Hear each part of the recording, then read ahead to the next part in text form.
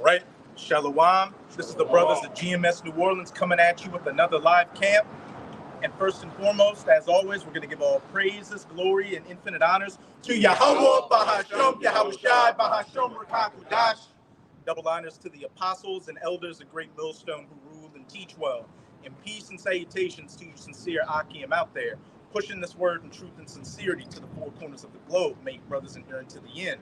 Shalawam. Shalawam. And it's another Saturday in hell, another Saturday in Babylon the Great, which the majority of these people out here know as the United States of America. And today is April 20th, 420, which, you know, the average bird brain nigga looks at as a let's get high day, weed day. But when you look at 420, you know, you had the BP oil spill on 420. Hitler was born on 420. A lot of serious events have happened on this day. And also, going into April and May, we're coming into something called the Feast of the Beasts, when these elites, you know, start doing a lot of their sacrifices and rituals. And we can clearly see in the mainstream news that something major is about to happen. You're having those strikes going on between Israel and Iran over in the Middle East. And now in the mainstream media, they're talking about threats of cyber attacks, which brothers have been talking about for the last couple of years. But now you've got the mainstream talking about it. Just recently, you had several states say, oh, 911 was down. And then you had the head of the FBI, Christopher Wray, saying, oh, we expect an ISIS-K style attack on the U.S., like what happened in Russia. And then they expect China to hit the infrastructure. So we clearly aren't living in a time of peace. We're living and coming into the times of YAHAWAH, bahasham, YAHAWASHI's great judgment on this wicked world, especially Babylon the Great, for the wickedness you people have been committing in it. But for the majority of people out here, especially you people on this sign, you so-called Negroes, Latinos, and Native Americans, 2/3 of you, who you should really just be niggers, spics, and tontos. For you, you just think that this is still play time, that we're going to have a hot girl and a hot boy summer. Well, hey, it's definitely going to get hot out here, but it's not the type of heat you want. But to you sincere, you know, Akim and Akwak out there, now is the time to be in the right spirit, which there's a time and a season for everything, which we're about to get into with Ecclesiastes chapter 3. It's the book of Ecclesiastes chapter 3, verse 1. To everything there is a season and a time to every purpose under the heaven. Keep going. A time to be born and a time to die. A time to plant and a time to pluck up that which is planted. Read verse 3. A time to kill and a time to heal. A time to break down and a time to build up. Read verse 4, Baba Kasha. If I could just say real quick on the time to plant and pluck up, man. We're plucking up all of the lies that have been told to our people, and we're planting seeds of righteousness, man. That the elect is being gathered through the preaching of this word. And that coincides with what? The destruction of America. It says, a time to weep and a time to laugh. A time to mourn and a time to dance. And when you look at the state of things right now, is it a time to heal, a time to laugh, and a time to dance? No, it's a time of weeping, you know, mourning and killing, which is all we see going on out here. Because iniquity or lawlessness is abounding, as it says in Matthew chapter 24, the love of many is waxing cold. You're seeing a lot of these women out here getting dealt with. You're seeing a lot of people in general just getting murdered. You've got these migrants coming across the border committing all manners of crimes. And then you've got war in Ukraine, and you've got that war brewing up in the Middle East. And then brothers are constantly posting clips of these average Americans, you know, posting to TikTok saying, look, it sucks at being in America because I can't pay for anything. The money's not going anywhere. I'm facing eviction. You know, what am I going to do? So the spirit out here is mourning and lamentation and woe, which is coming, destruction. That's the next part of it. A time to cast away stones and a time to gather stones together. A time to embrace and a time to refrain from embracing. And, you know, just to back up what the brother was saying about, you know, a time of planting, hey, a time of gathering stones is what? The stones, you know, the 12 tribes of Israel, the elect being gathered together right now, which, as the brother was saying, that is synonymous with the downfall of whatever heathen kingdom is ruling at the time. And who just so happens to be ruling? Esau, Edom, the so-called white man, the end of the world, as it says in 2nd Esdras chapter 6. And who comes after that? Jacob, Jacob's kingdom. But in between here and there, much violence, death, and destruction and judgment is going to take place. Right. It says, a time to get and a time to lose, a time to keep and a time to cast away. Keep going. You can read down to verse 8. A time to rend and a time to sow, a time to keep silence and a time to speak. And we're clearly in the time of speaking right now. You see us here speaking, prophesying the downfall of this kingdom. But what did it say before that? A time to keep silence, which that's another part of end times prophecy, the famine of the word, where we're going to keep silent out here. And as it says in Ezekiel, what? Our tongues are going to cleave to the roofs of our mouth. And for the majority of our bird-brained people out here, that's when they're going to want to try to find the word. But it's going to be too late for them at that point. And as it says, the fair virgins and the young men shall faint for thirst, spiritually. And as it says in Ezekiel 33 and 33, and when these things shall come to pass, these terrible judgments, then shall they know that a prophet had been among them.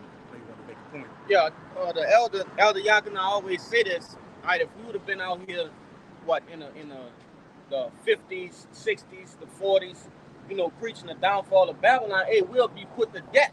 You see, that was a time to keep silent. You see, but now this is how you know we're in the end, okay? Because now it's the time to speak, like the brother was going into. You know, just to back you up, huh? Which just to back you up, could you get me Isaiah 33 verse 1? Because this is a telltale sign of somebody going out of power. When the slaves, the second-class citizens in society, can rouse up and buck up and talk against the system.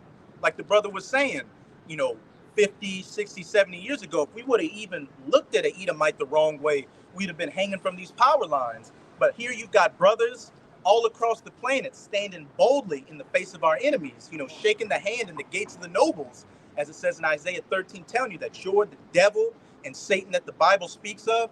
You're a goddamn Edomite and you're going into slavery and your kingdom is going down. Wow. It's the book of Isaiah, chapter 33.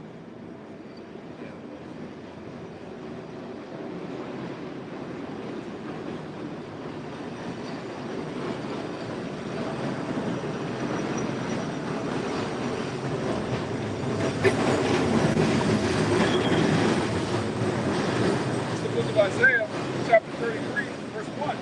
Woe to thee that spoilest, and thou wast not spoiled, and that dealest treacherously, and they dealt not treacherously with thee.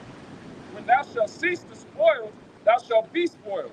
And when thou shalt make an end to deal treacherously, they shall deal treacherously with thee. And we know that this Edomite, is still, dealing treacherously and, spoiling. But for the average everyday Edomite, what? They can't just, start a lynch mob like that and go hang Jake. Or they're going to get, that chastisement for it. It's like every other, these cops can't do what they did before. And this average everyday Edomite, if he says, call somebody a nigger, what? He's going to get doxxed and go to jail for it. So, Esau doesn't have that power anymore. And as it said, when thou shalt cease to be, spoiling and dealing treacherously, shalt thou be spoiled and they shall deal treacherously with thee, which we're seeing with these different nations, what? Coming across the border, which a lot of them are sleeper cells to what? Overthrow this government. And then what? You've got a lot of these nations planning on de-dollarizing, which that dollar is what's holding up the United States of America. And once that dollar goes, hey, this house of cards is going to fall down and it's just going to be complete hell out here. But just to back up the brother's point, Esau doesn't have that power like he did before. Hey, by the simple fact that we're out here saying we're the children of Israel and condemning him to the point to where he's got to, come with anti-sim, laws and everything. Censorship, calling the truth, hate speech, all that. Just another indicator we're at the end. Con. You got it, and then we can finish out in that Ecclesiastes 33. Con, it's the book of Wisdom of Solomon, chapter 5 and 1. And it reads, Then shall the righteous man stand in great boldness before the face of such as have afflicted him and made no account of his labors. And that's exactly what we're seeing right now. The righteous man standing in great boldness in front of the face of him that afflicted them. Brothers are out here prophesying this word, telling this devil to his face that he's going down, and telling you coons, you tontos, and you spicks that you're going down with him. And we can see, leading up to this ministry, y'all can go through. Y'all can go through. We can see leading up to this ministry, the majority of our people, scoffed at the word and didn't take it seriously. But now you're seeing less and less scoffers out here because what? They're seeing everything we've been prophesying about come to pass. And that's, making us more bold as lions. Because what? Everything we've been prophesying is coming to pass. and it's validating, the word we believed in, the words we've been preaching. So as we see it coming to pass, we know everything that comes after it: spiritual powers, salvation in the kingdom. So that just makes us even more bold as lions to go even harder. Next verse. Yeah. I flicked off. It's like I'm on it. Verse 2, in Wisdom of Solomon 5 and 2, and it reads, "When they see it, they shall be troubled with terrible fear, and shall be amazed at the strangeness of his salvation." And hey, we're seeing our enemies, trembling with fear right now. And like we just said, with these Amalekites coming with a lot of these anti-sim and censorship laws to try to keep the word from going out. Hey, these elites understand the power of the words and the power of the prophets, and Israel waking up, that's bringing about the end of their kingdom. So they're terrified right now. And then what? The next part of it, the strangeness of our salvation when we get beamed up onto the chariots. Hey, if I could say, there was an article just pushed out, and Yakana spoke on it. He saw the video. The chariot came out the water without a splash. And when those military, I can't remember what position it was in the military, but when they gave their press speech, they was like, it's over for us. Basically saying like,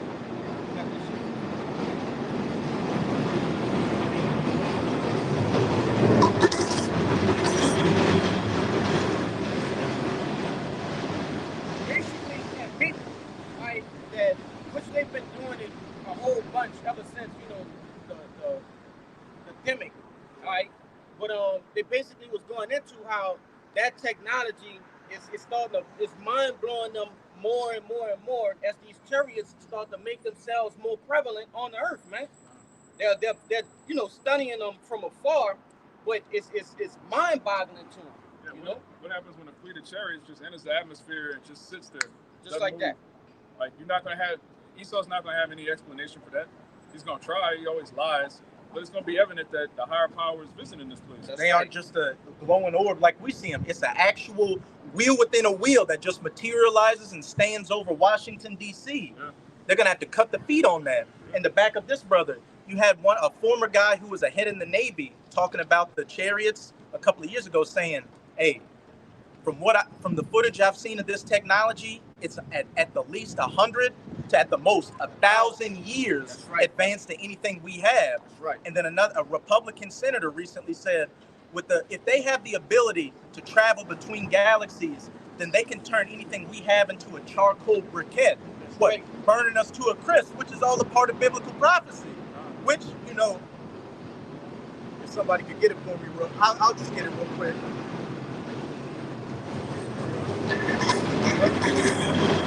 Jeremiah 15:43, which what I've been noticing, and not just myself, but a lot of brothers have been noticing, these politicians and even these preppers out here making a lot of biblical references now. They just be saying things that just a little too, like, have you been listening? Like, I believe a Full Spectrum Survival straight up called Russia God. Yeah. Canadian prepper, is making references to the Bible. Everybody's talking about the Bible, but not giving due diligence to who they actually learned these things from. Yeah, of course not. They're the devil. They can't speak the full truth. But what was that Psalms where it says their tongue shall fall upon? Yeah, Psalm 64. God. Their own tongue shall fall upon them. And that's what's going on. But this is the book of Jeremiah, chapter 50, verse 43. It says, "The king of Babylon hath heard the report of them, and his hands waxed feeble. Anguish took hold of him, and pangs as of a woman in travail." And we know the king of Babylon is ultimately talking about these elites, which they clearly have heard the report of us. Hence, while they're working behind the scenes to, bring about censorship, labeling the truth as hate speech and the fame of the word, making a man an offender for a word. But on a lower level, the president, these other senators, these higher-ups have heard about the word. I'll never forget, a couple of years ago, it was during those George Floyd protests. Donald Trump, when he was president, posted on Twitter, I guess these they call us black, Hebrew Israelites are happy to see us tearing each other apart, referencing a kingdom divided cannot stand. And when I went to go look at that clip, it was only up for about 5 seconds before it got wiped from the internet completely. So, hey, the king of Babylon and these other higher-ups have heard the report of him. And it said what? They waxed afraid and they were in anguish as a woman in travail. Hey, those that are in the know are terrified out here because they know that Yasharallah is coming back in the power, which we got to get that Judith chapter 5, where that Ammonite talked about if Israel was dealing with their power, there's not only anything we can't do against them, but what? We shall be made ashamed before them, which is what's coming. It's Judith chapter 5. You can start it up, verse 5. 5 and 5. Kind. Then said Achior, the captain of all the sons of Ammon, let my Lord now hear a word from the mouth of thy servant, and I will declare unto thee the truth concerning this people, which dwelleth near thee, and inhabiteth the hill countries, and there shall no lie come out of the mouth of thy servant. You can jump down to 17 and read the 22 Baba Dashab. But just to give a little context, Achior, the Ammonite, the so-called Japanese, was in the Neo-Babylonian Empire. He was a general in it, or a captain, and he was talking to Holofernes, who was the Babylonian general that was coming against the southern kingdom at the time. And they had, built a trench around Israel to try to starve them out. And they were having their war councils. And this is when Achior was going into about how, look, if these people are with their power and their power's with them, they can do nothing against them. We can do nothing against them, Salakia. And it's no different now. We're in Babylon the Great. And what? We're out here coming back unto our power. The breaches being closed and the tabernacle of David being rebuilt. So that's why, nothing these Edomites or these heathens are doing is coming against this truth. It's on the Lord's time when he brings about the famine of the word. But when that happens, what? That also plays into prophecy. Yeah, I just want real quick. It said that he was about to tell them a truth. Right? He said, and not a lie shall come out of his mouth. Why? Because this so-called what they would call a theory, which we understand to be a truth, has been tested over time. Time and time again, with different men in different ages. So what makes you think it's going to be different this time? Lord don't change. It's the same power, the same people, all right? Yeah. Hey, I'm going to let you go into it. You're going to see. Hold for me, Matthew 24 and 14, too. I'm on you. This is still in Judith chapter 5, jumping down to verse 17. And this is still Achior speaking the truth. It says, and whilst they sin not before their power, they prospered, because the power that hateth iniquity was with them. Hey, and whilst they sin not before their power, they prospered, which, we're rehearsing the righteous acts right now, doing whatever we can to, stay faithful under YAHAWAH, bahasham, YAHAWASHI. So what? The elect are, to the best of our ability, not sinning before our power and coming back to our power. Hence, why we're prospering out here. Of course, we go through our daily trials and tribulations, but what? These prophecies are coming to their fulfillment. And Israel is rising up, and everybody is on edge right now. It says, but when they departed from the way which he appointed them, they were destroyed in many battles very sore, and were led captives into a land that was not theirs. Hey, taken from the west coast of Africa to the Americas, from Europe to the Americas, and then what? The northern kingdom in the Americas being enslaved by these Edomites, and some of them being shipped to other parts across the planet. Clearly, who fits those prophecies of being led into captivity? Not right. Those little hats over there. Jeremiah 17, where it says, you would fall away from your identity. We did that. We fit every prophecy dealing with the curses of Israel. Right. So what? If we fit the curses, what? When they come back to their power, the blessings are going to fit us as well as the salvation. Right. It says, and the temple of their power was cast to the ground, and their cities were taken by the enemies. Keep going. But now are they returned to their power, and are come up from the places where they were scattered. Which we're doing spiritually right now through what? The unicorn, that internet, which, as it says in Isaiah chapter 19, their word goeth unto the ends of the world. Day and night, nor speech is their word not heard. Psalms 19, yeah. Khan. You can grab it up, Psalm 19. Yeah, we can get that. Psalms 19, you can start at 1, read to about verse 4. Because what? Back in the past, when the disciples went and prophesied this word, they had to travel to different areas physically. But through this internet, we're traveling, through the World Wide Web and spreading this message. Hence, while you've got brothers and sisters in many different countries, looking like many different nations, speaking many different tongues, That's right. waking up to their identity and calling on YAHAWAH, bahasham, YAHAWASHI. It's the book of. This is good you said Isaiah 19 though, because that also goes into what you're saying. Hey, real quick. Real quick. This is Isaiah 19, verse 19. And in that day there shall be an altar to Yahweh in the midst of the land of Egypt, and a pillar at the border thereof unto Yahweh. And what do you do with the altar? You make a sacrifice. And right. what's it saying, Corinthians? We make our bodies a living sacrifice. Yeah. So what? The altar is up here, and we are day by day making our bodies a living sacrifice for YAHAWAH, bahasham, YAHAWASHI, in the land of spiritual Egypt, the United States of America. Right. And what's going to happen after we set up that altar? It says, and it shall be for a sign and for a witness unto Yahweh, the Lord of hosts, in the land of Egypt, for they shall cry unto Yahweh because of the oppressors, and he shall send them a savior and a great one, and he shall deliver them. And we are clearly crying because of the oppressors. And what? The savior is coming. YAHAWASHI, whom the world ignorantly refers to as so-called Jesus. Hey, those chariot sightings aren't just, E.T. coming to say hello. They are the vehicles of our salvation. Right. The more they make themselves pronounced, the more it goes to show how close we are to our salvation. The strangeness of our salvation, as it said back in that Wisdom of Solomon, chapter 5. That scriptures also tell you in, I believe it's 2nd Ezra, the 6th chapter, if I'm not mistaken. All right, but it goes into that. These chariots are doing what? They're really surveillance. The Lord is using the chariots to, keep an eye on this place. They say these chariots are visiting the iniquity, all right, of this place.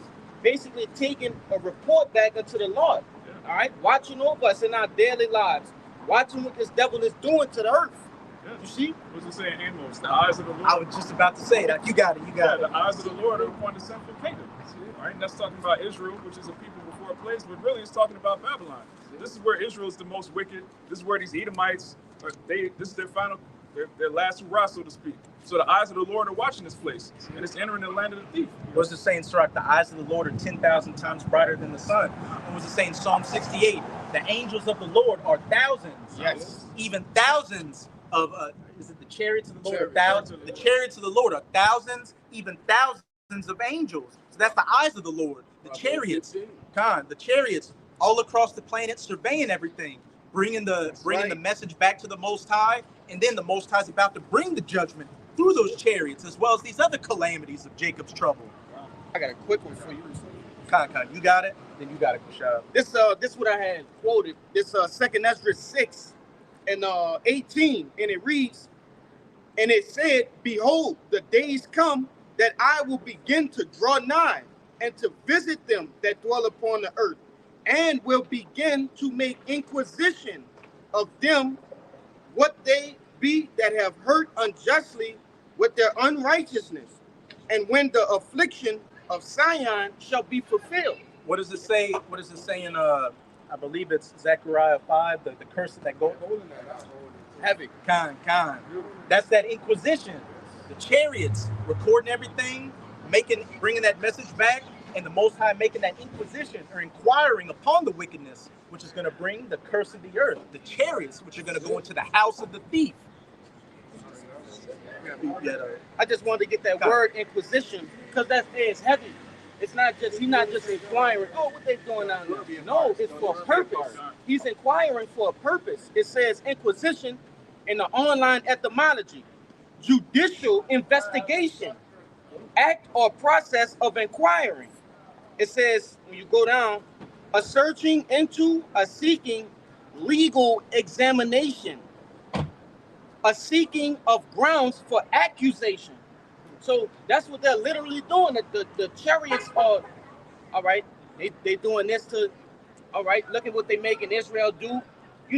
So just how I tell you what, the sins of this place have reached unto the heavens. How you think they reached to the heavens? Sure. The chariots is marking everything now.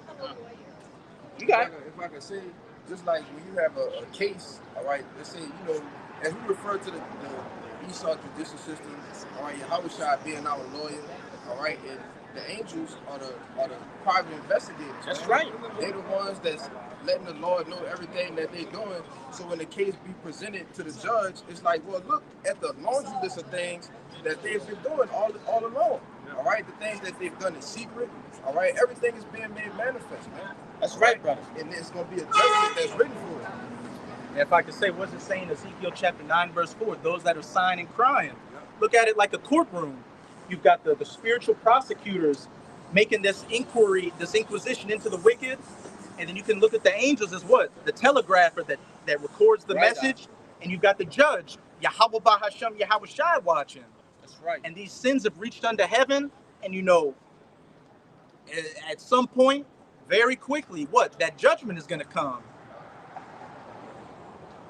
I was finished. It's the book of Zechariah, chapter 5, verse 1. It says, then I turned and lifted up mine eyes and looked, and behold, a flying roll. And that flying roll is talking about the chariots. It says, verse 2, and he said unto me, what seest thou? And I answered, I see a flying roll. The length thereof is 20 cubits, and the breadth thereof is 10 cubits. Keep going. Then said he unto me, this is the curse that goeth forth over the face of the whole earth. And it's just and it's a curse for the wicked. That's right. Hey, the chariots are the vehicles of these heathens and the wicked of our people's destruction. But unto us, they're the vehicles of our salvation. What's it saying? Luke 21. And when these things begin to come to pass, then lift up thy head and look, because thy salvation is near. Roughly paraphrasing. Keep going. It says, then he said unto me, this is the curse that goeth forth. Now let this shit pass. Double whammy.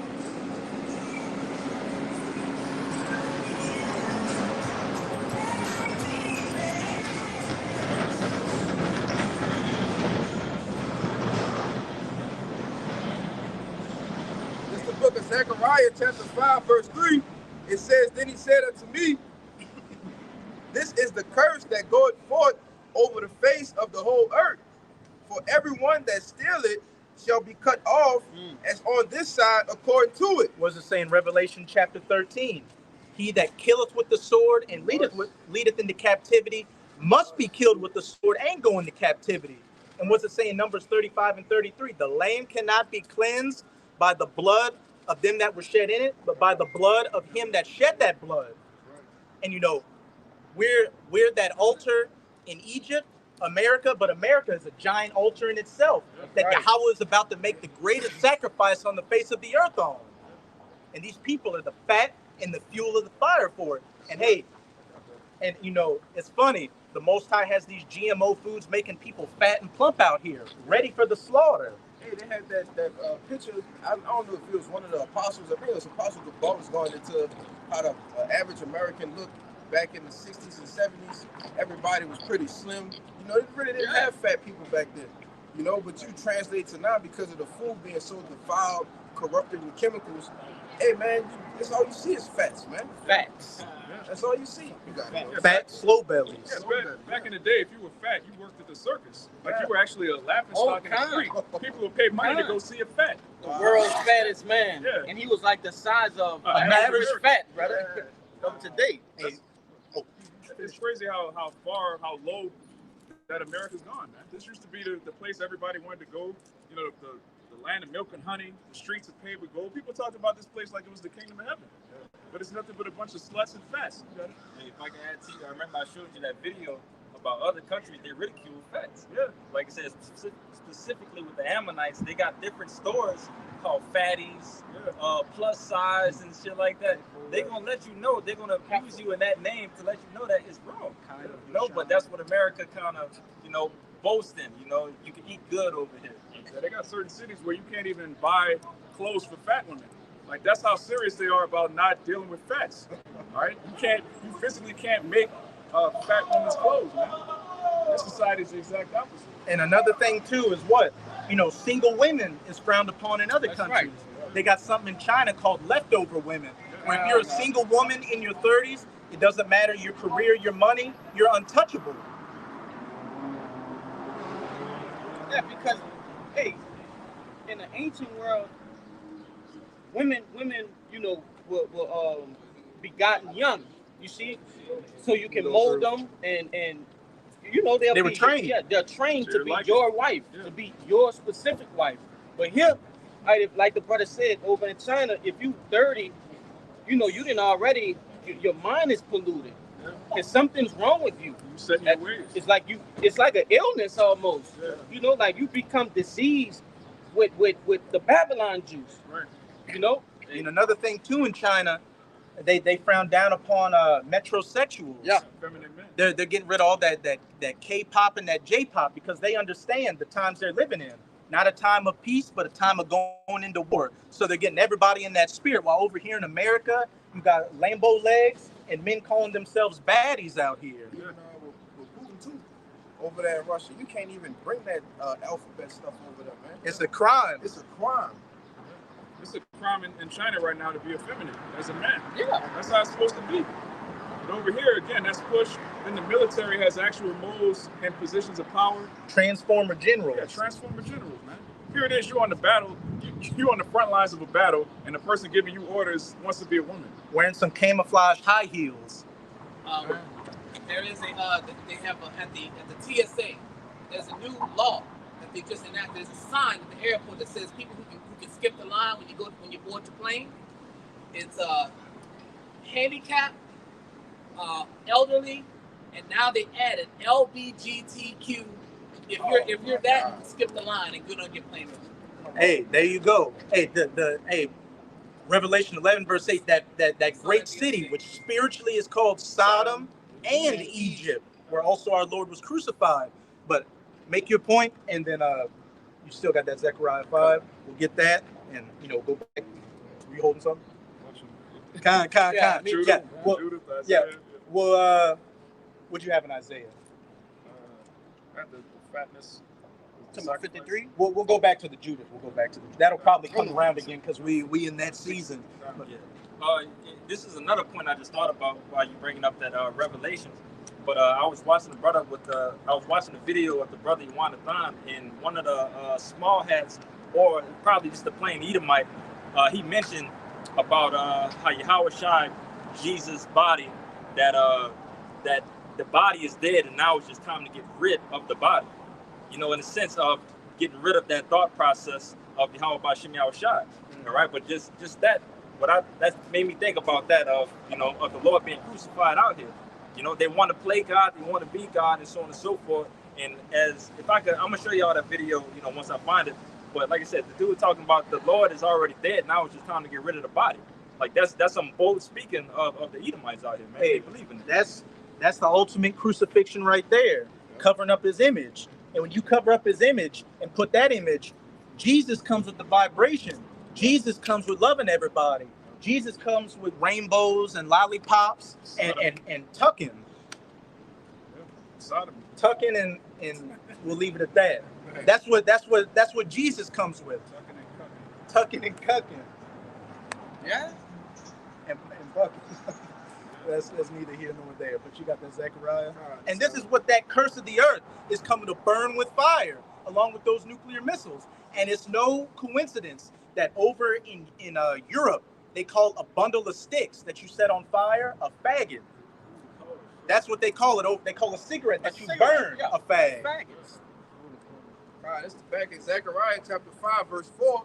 It says, I will bring it forth, said the Lord of hosts, and it shall enter into the house of the thief, and into the house of him that sweareth falsely by my name. And they clearly swearing falsely by, just to back up that Revelation 11 verse 8, who they crucify the image. They swear that this is a God-fearing country, one nation under God. We with the law of the land is the Bible, with that devil Ronald Reagan said, but they do everything completely contrary to it. It says, and it shall remain in the midst of his house, and shall consume it with the timber thereof and the stones thereof. And if timber's getting consumed, what does that mean? It's set on fire. Right. And if a house in the law has leprosy in it, mold, you got to tear the whole structure down, which this whole society is leprous and molded and, ready to just be burnt to a crisp. At the brother's page, fire cures leprosy. Yeah. Hey, straight to the point, fire does cure leprosy. And fire is going to cure this leprosy out here. I got to go back that up. Come, we'll get you, then we'll go back to that Judah 5. It's the book of Isaiah, chapter 24 and verse 5. And it reads, the earth also is defiled under the inhabitants thereof, because they have read one verse up. Yeah, get the whole thing, huh? This is Isaiah 24 and 4. And it reads, the earth mourneth and fadeth away. The world languisheth and fadeth away. And when you go into that word languish, it means to grow weak Yes. and feeble, which under this devil's rulership, this world has grown weak and feeble. Brothers posted 2 articles yesterday a couple of days ago in our chat that caught my attention. You've got salmon that are getting caught with cocaine in their system. Yeah. And then you got fruits out here that got, heavy metals in it. Band-Aids have those PFAS or forever chemicals. Everything that this devil lays his hands on is corrupted and destroyed. And it causes the people to what? Languish under his rulership, as well as this entire planet. When he was Cain, what was one of his curses? That the earth wouldn't yield forth his strength to you. It says,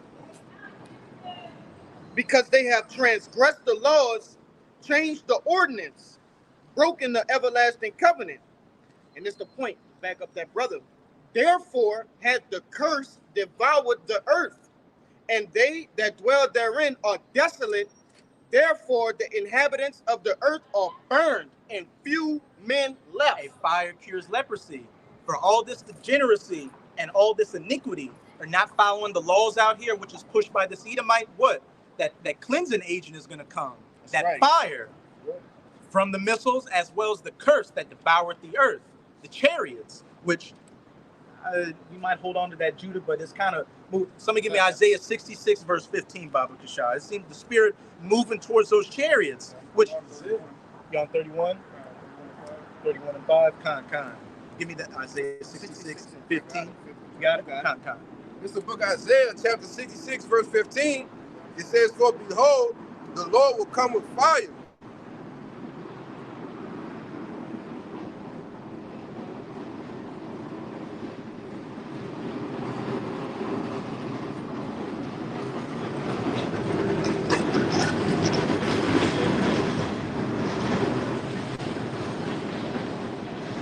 It's the book of Isaiah, chapter 66, verse 15. For behold, the Lord will come with fire, and with his chariots like a whirlwind, to render his anger with fury and his rebuke with flames of fire. Hey, that doesn't sound like, this Jesus they talk about coming back in peace. As it says, for behold, Yahawah will come with fire, and with his chariots like a whirlwind, to render his anger with fury and his rebukes with flames of fire.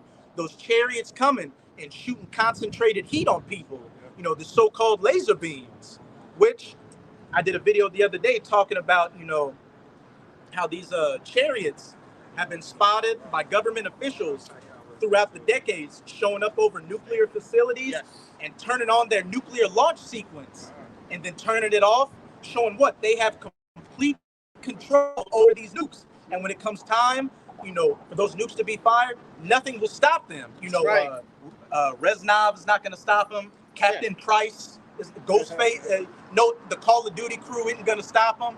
Op 4. This ain't a Tom Cruise film, man. Yeah, this ain't Mission Impossible. This ain't that, man. This is Mission Possible. The possible and the inevitable destruction of Babylon. It's Mission Inevitable. Mission Inevitable. Starring YAHAWASHI. Yeah, that verse 16 comes. Isaiah 66 and 16, it says, for by fire and by his sword will the Lord plead with all flesh, and the slain of the Lord shall be many. By fire and by his sword. And who's his sword? The wicked, as pursuant to Psalm 17, verse 13. Esau, Edom. And what's the wicked's ultimate sword? Those nuclear missiles. So like I just said, the chariots are able to control these nukes. So when it comes time during World War III for the nukes to be fired, those launch sequences are going to start, and those missiles are going to fly. And what also? That other fire, the fire, the laser beams from the chariots hitting everywhere. 144 guard. Kind. Which guard is he for strangers, man? So the 144,000 strangers. Wow. That's beautiful, man. Hey, that's the spirit. You can't make this up. Hey, in the land where you were said, it was not my people. There shall it be said, ye are the sons of the living power. Which, hey, you still got that Judah? Of course. That they we'll hopscotch back to that real quick. Because what was that Judah going into when we start calling back on our power, which we were off from our identity for hundreds of years here, but through the will of Yahawah, bahasham, YAHAWASHI, we have back our identities. So what? It's bringing about the end of this system right before these people's very eyes, whether they want to hear or forbear, which regardless, you're still going to get judged. We're at we keep going in that Wisdom of Solomon 5 too. Con. Our salvation. We'll get that Wisdom of Solomon 5, then we'll, jump back to Con. It's back in Judah 5, this is verse 19. It says, "But now are they returned to their power and are come up from the places where they were scattered, and have possessed Jerusalem, where their sanctuary is, and are seated in the hill country, for it was desolate." And back then we were in the Holy Land, and we had the temple built, but the temple's been destroyed. But the third temple is being built right now. That spiritual temple, and Jerusalem is a people before it's a place. So spiritually, where we've been scattered to, hey, we're all those spiritual building blocks, building up that third temple. Calling back on our. It says, "Now therefore, my Lord and Governor, if there be any error in this people, and they sin against their power, let us consider that this shall be their ruin, and let us go up, and we shall overcome them." And hey, that's been our case for the last 500 years or so. When we were in hardcore captivity, we didn't have our identity, we didn't have our language, we were called by these bywords, and made gifts amongst these different nations, as it says in Revelation chapter 11. The butt of every joke in this society. But it's different now. We are the children of Israel. These so-called white people are the biblical Edomites. America's going down. And it doesn't matter how drunk you are or what bullshit college you go to, you're going into slavery. And it's as simple as that. That's right. Going into slavery. It says, but if there be no iniquity in their nation, let my Lord now pass by, lest their Lord defend them and their power before them, and we be a reproach before all the world. And hey, the elect are covered by the blood of Yahawashi. So though we go off, hey, we're under that grace period, and the elect are ultimately going to be saved. So what? We're rehearsing the righteous acts, and the iniquity we do commit. Not telling you to commit sins, and it's covered by the blood, and we're continuing to do our work and get close to our power. So the Most High is making good on His word and coming back unto us and defending us. Hence why these prophecies are coming to their fulfillment. And it's becoming more common knowledge every day that the true children of Israel are you so-called Negroes, Latinos, and Native Americans. What happened with Vladimir Putin a couple of weeks ago? He opened up the vaults, which how he made it sound is they opened up the vaults, the door cracked open, and dust came out like it was these ancient archives. And they brought out those icons from the the medieval period, which showed the saints, which showed the Most High, which showed Israel, and which showed Yahawashi, so-called dark-skinned Negroes. And Putin was like this, I present to you Black Jesus. It's out there. Which he's known all along. All of these world leaders, they all know the truth. That's why it tells you in Psalms 83 that they make a confederate against us, man. All right? The so-called Negroes, Latinos, and Native Americans are the only people that don't have any representation in the United Nations and these secret councils, man. Why? Because the councils are about us. How can we stop these people? How can we cut down their numbers? How can we increase abortion? How can we destroy them as a people?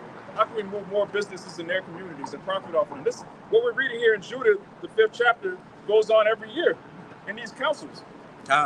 So if that was written about in the Babylonian Empire, all right, well, the wickedness wasn't as nearly as great as it is here, all right, as far as our people committing the iniquity and the sin, all right, the transgression. How much more of now? This devil knows this. He studied this. He's looked into the archives of the ancient men. Okay. What's it saying, Ezekiel? Their heart and their mind is deeper than Daniel. Yeah. And getting back to Putin, he's at war with the West. All right. He's not like, see, over there they already know World War III has already started. They openly tell their citizens that we're at war with America. So when you're at war, what do? You make sure you have the right narrative. You take control of the narrative, all right? they know over there that they have the Lord's chosen people in captivity in the Western Hemisphere. So he's like, look, these are the real Jews. So who are those people in the Holy Land? All right. And the elder brother Malcolm of Chicago made a beautiful point. Putin, probably did that to what? Create even more tension in America. Yes. Because by revealing that, by having a world leader come on the stage and say, look, the Israelites are Negroes. What's that going to do in America where racial tensions are at an all-time high? That's just going to further, kickstart those things and further bring that division. God, and look at Russia's military. Russia's military is Russian men. America's military is a melting pot of a bunch of different nations. Gumbo. So you put that out there that, these are the Israelites. These are the people oppressing the Israelites, but they're fighting on the same team, allegedly. He's doing that right before war. And I was going to say, too, because as he's doing that, they started I forget the particular name of the draft that they started over there. He openly telling the people, we in World War III, all right, the so-called Negroes are the real Jews, but we drafting ex-military, all right, people that's under 60, men to get ready for war. Convicts. Yeah. Convicts. I know what you're talking about. It's called the first phase, where they basically drafting the ex, like the brother said, the ex-military soldiers in Russia. So they already started the draft. So why would you start a draft if you're not at war? Hey, even over here in America, you've got a lot of veterans saying, hey, we've been getting calls, like they'll give us bonuses if we re-enlist and join the service. Because the American military is through on all levels. That's right. A lot of people don't want to join. The people that are in the military want to get out. And the average American out here is a fat, drug-addicted, alcoholic retard. Yeah. It's like you were saying the other day. The majority of people that join the military, they just want a Camaro and some benefits, man. That's it. They're not fighting for rights or anything righteous. They're not fighting for the name of the Lord. Military discount. Yeah, military discounts. A 50% discount at Speedy Oil Change. Yeah, man. They don't give a damn about this country, man. You got to be bugged out of your mind to care about a country that doesn't care about you. Hey, you just had when one of those hashtags were going out for war with Iran, I think about a year ago, you had an Eve who was in the army crying, saying, I didn't join up for this. Nigga, what do you mean you didn't sign up for this? You joined the military. Which is what? An institution that is used to fight wars and defend the country. Showing you how bugged out this woman are. Hey, like I said, towards the inside of that thing, why that Eve was crying like that is because usually when they sign up for that job, basic training is the hardest thing that they have to go through. After that, they're safe behind the desk. Yeah. Everything behind the computer or whatever, that's where they're safe at, and they don't have to do anything like that. Yeah. So they're not expecting to fight at all. You know what I'm saying? But I got a precept I wanted to bring out behind. Finish out that unit, and then we got your precept.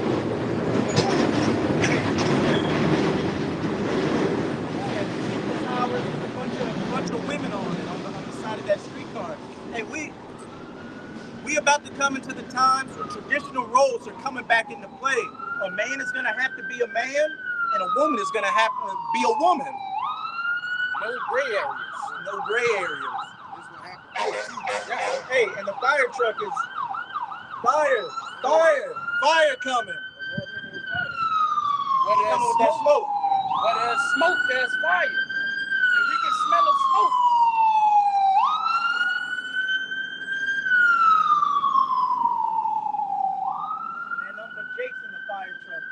Southern Kingdom driving, and Issachar with that caterpillar mustache in the back, looking, he was looking at something dirty on Instagram.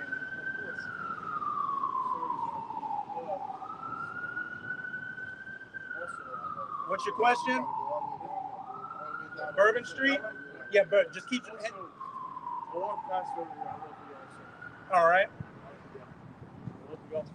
Yeah. All right. You know, white people are going into slavery, according to the Bible. I was involved with that. Hey, you weren't involved with it. It doesn't matter. Get that Isaiah 14, and you know that one I like in Sirach. All I know is I would not. That's ridiculous.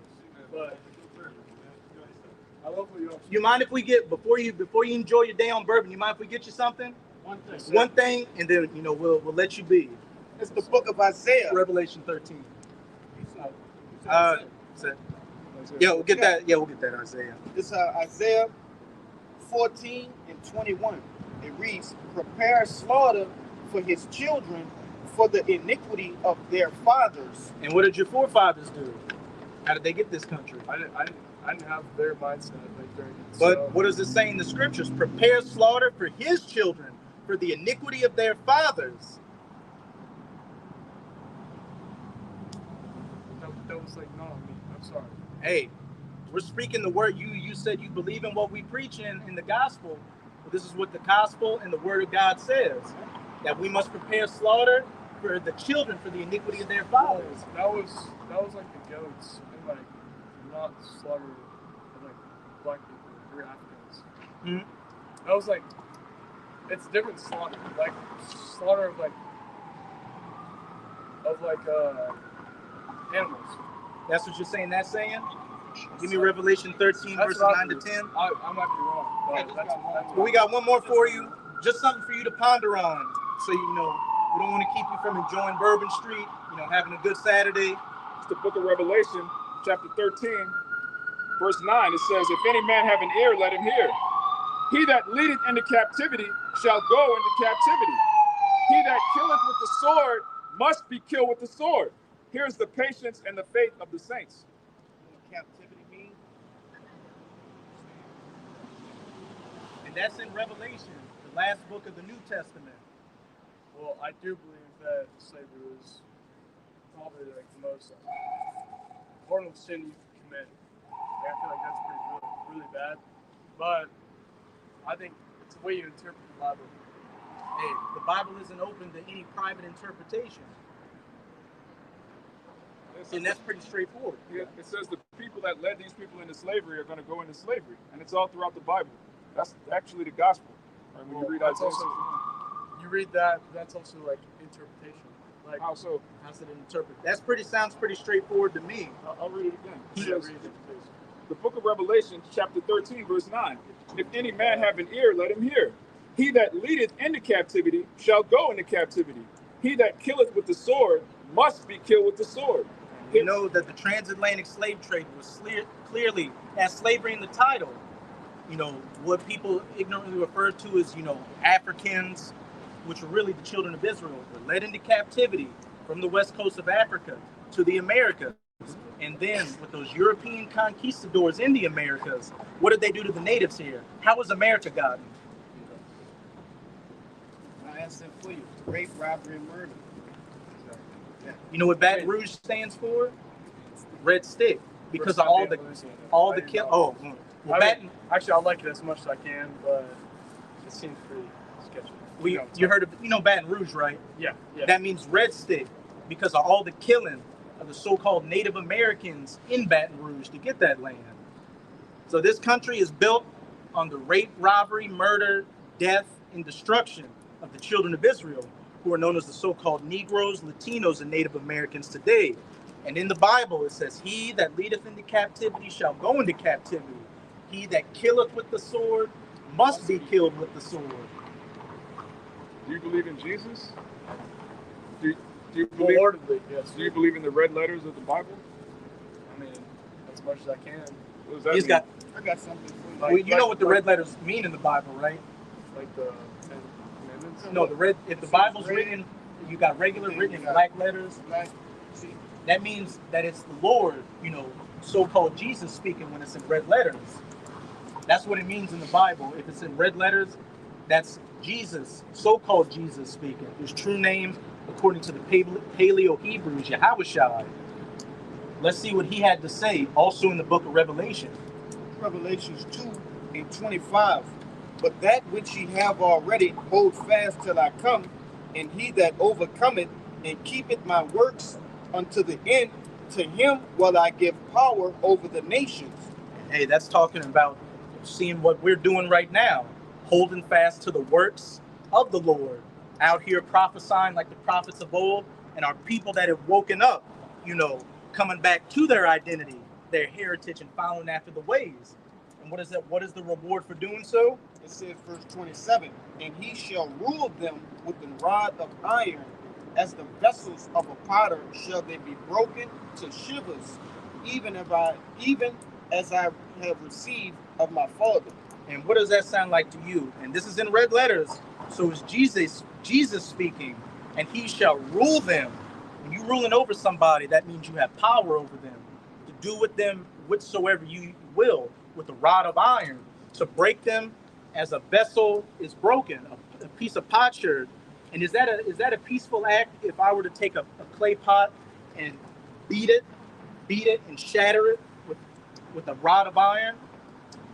I mean, I love y'all, love everything, but Jesus I know, Jesus I grew up on. I mean, y'all might not believe the same thing as me, but Jesus I know, he's loving, forgiving. To Israel. To Israel. No, Not to everybody. Everybody. What scripture is that? I'm literally going to Bourbon Street, so. Hey, go enjoy Bourbon Street. I want you to know my faith is like.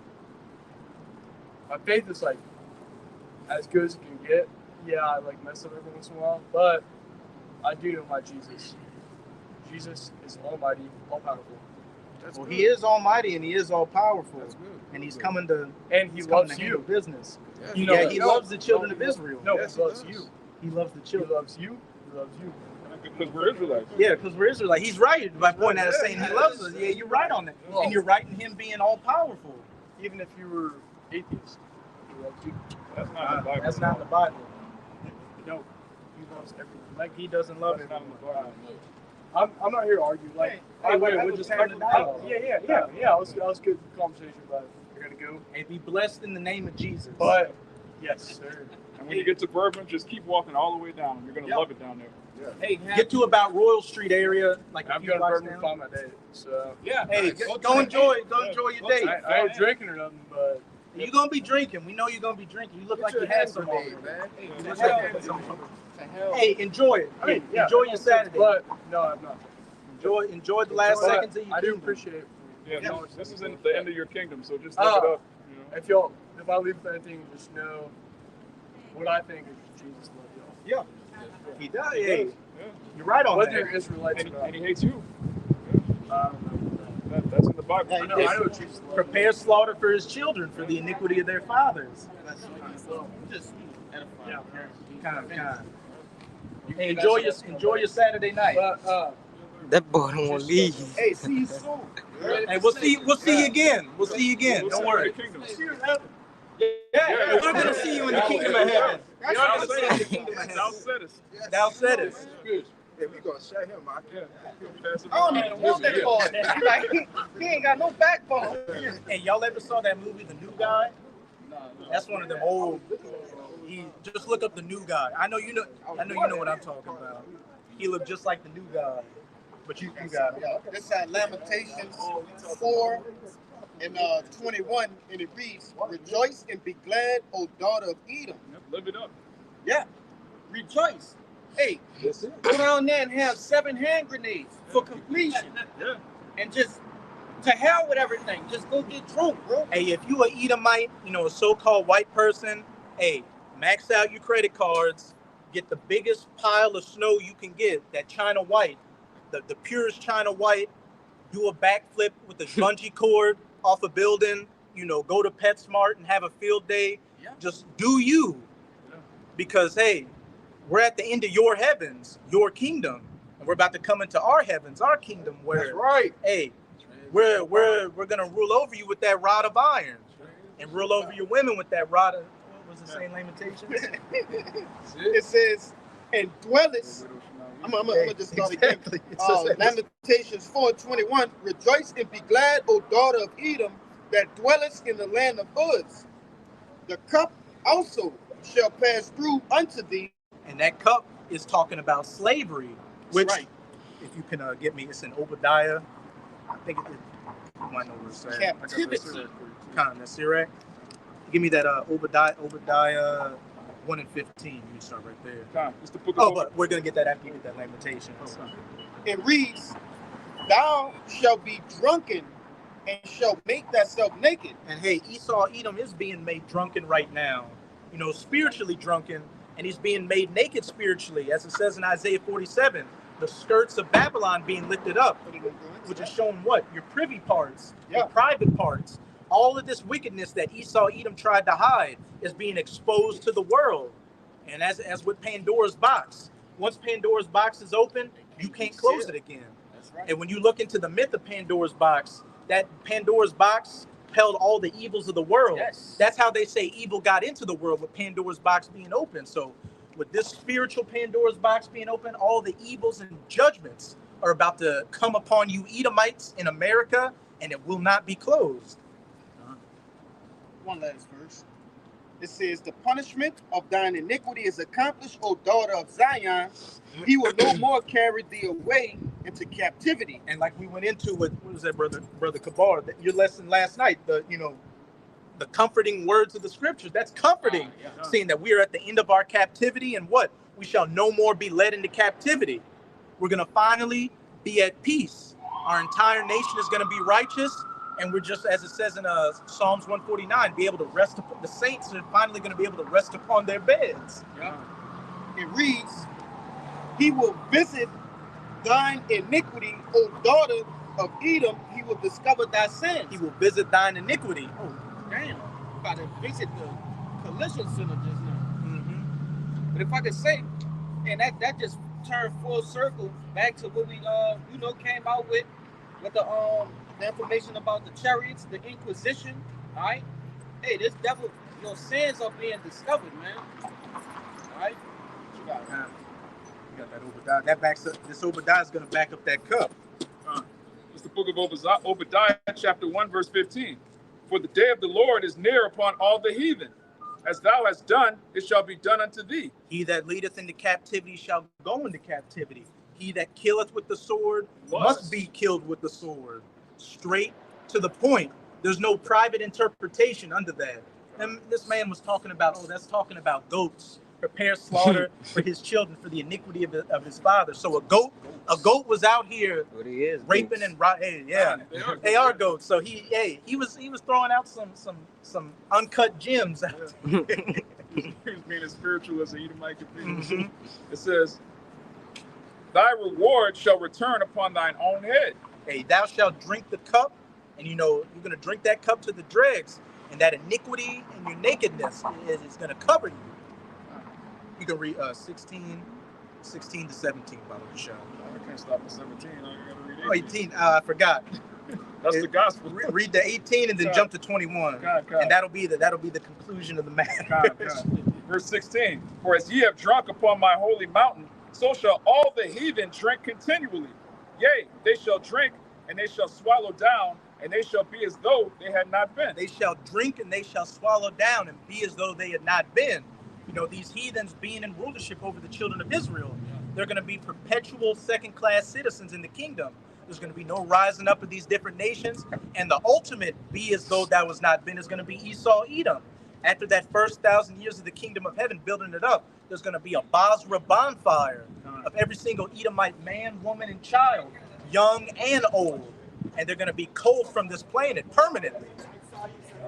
I could say, that cup will be the last thing this devil see, right?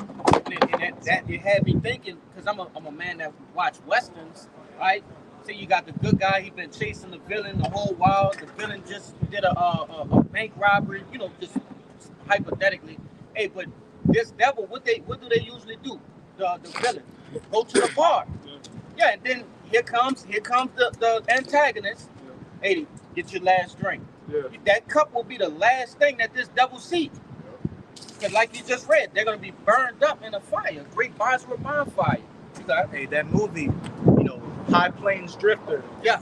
That was, when you watch that movie, it was really, I'm going to spoil the movie, so for the next couple of minutes, don't pay attention to it. Clint Eastwood was really a ghost in that movie, a vengeful spirit coming back because the town had killed him. And then he came back and destroyed the entire town and got his judgment. And the movie literally ends with him beating the villain to death with a whip. And the town is on fire when he rides away. What does that sound like? Justice. That was a good ass movie. It says, verse 17, but upon Mount Zion shall be deliverance, and there shall be holiness. Hey, you shall no more be led into captivity. That's right. Deliverance by what? The vehicles of our salvation, the chariots. And the house of Jacob shall possess their possessions. And he that leadeth into captivity shall go into captivity. And when somebody's in captivity, you take what? You take their gold, their silver, their women, their daughters. You know, you take everything from them. You take everything from them. Yeah. A slave don't really own nothing. When you're a slave, you have no identity. And you have no consent. Mm-hmm. Yeah, that's a different. That's why the Eli Whitney got credit for the cotton gin for inventing the cotton gin when it was not him. He's a slave master, but his slave invented that. Right. Because why would a white man or a slave master want to invent something that's going to make his job easier? He's got slaves already. Yeah, exactly. So his slave invented a way for him to not need slaves no more. Yeah. So he invented a cotton gin, but what happened? Eli Whitney saw that his slave invented that, so he took it to. That's why my dad always said that's why the white man invented the U.S. patent office, the USPTO, so they could steal inventions. So they took the invention, like you just said. Slaves don't have no rights; they're not people. The slave could not patent that invention. He could not own it. Whatever the slaves invented on that man's land as slaves belonged to the master, so he patented it in his name. That's why when you read up the record books and the history books, it says you look up the cotton gin, it shows the inventor is Eli Whitney. That's a white man. He didn't do it. The slave did. It's like that Dick Gregory. He said the only thing the so-called white man invented was the patent office, and that he uses that to just steal everything that Jay creates. Because like the brother was saying, the slave has every incentive to make his job easier. A slave master has no real incentive to not need slaves because he already has slaves. So when you go look into the history of this country, man, Jacob is the former of all these things. All right, Jacob creates all these technological advances. All right, the computer, the internet. All right, but then they tell you air conditioning, the filament in the light bulb, the turn signal, the actual turn signal on your car. Yeah. Blink, blink, blink was made. Everything that makes this society easier was created by so-called Negroes. Yeah. But who took the credit for it? The Edomite, because what? We're slaves in this captivity. Yeah. And what does it say in the law? If a man begets children and wife in your house and he leaves, he's got to leave everything with you because what? He's your servant. Yeah. And as wicked as it is, it's righteous at the same time. That's how it's supposed to be. All right, the Heavenly Father didn't literally create the world. His angels did it, but he gets the credit. So if you have slaves and they make something, you get the credit. That's how it's going to be in the kingdom. When you read the scriptures, it clearly tells you that the heathen are going to be doing manual labor, but it says what? We're going to build the kingdom. We're not going to actually do manual labor. These bedwenches, they're not going to have right, man. This type of shit ain't going to never be. Yeah. What the hell? It's the last March. This it. The final sled walk. That's it. Yeah, that's it. Ain't going to be none of that. And they did the final sled walk, and they like that talk. Yeah. But this is the only work we're going to be doing in the kingdom. Yeah, pointing, snapping your fingers. Yep. Even that's going to be too much. Yeah. You know, hey, we going to have spiritual powers. I'm just putting what I need done in their brain. Like, you got to just do it without just download it. I'm going to use my words for the talk to brothers and shit like that. I ain't even going to waste my words on a heathen. Jake gonna be in that freezer chair in the kingdom, that little hover chair just hovering around. You know? You got one? Yeah, I got a precept. Actually, finish out that Obadiah. Yeah, let me finish this. 18 and then jump to 21, Bobby. Obadiah 1 and 18. And the house of Jacob shall be a fire, and the house of Joseph a flame. All right, the northern and southern kingdom coming back together. And the house of Esau for stubble, and they shall kindle in them and devour them. Like they just spawned right there. You can hear them from down there.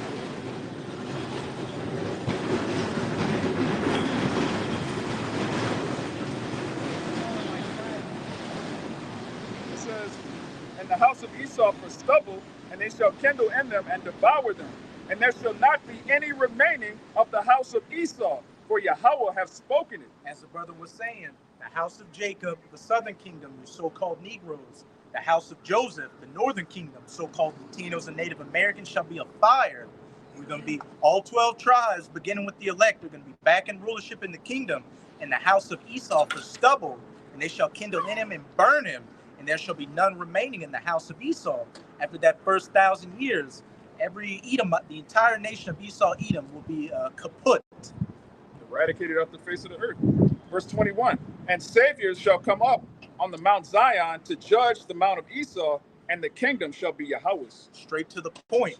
A savior shall come. You begin with YAHAWASHI, shall become the Mount of Zion to judge the Mount of Edom, mountain, government. Yeah. So this government of Esau's globally is being judged. Then YAHAWASHI and the elect are going to come and give them that Isaiah 9 and 1-3 treatment.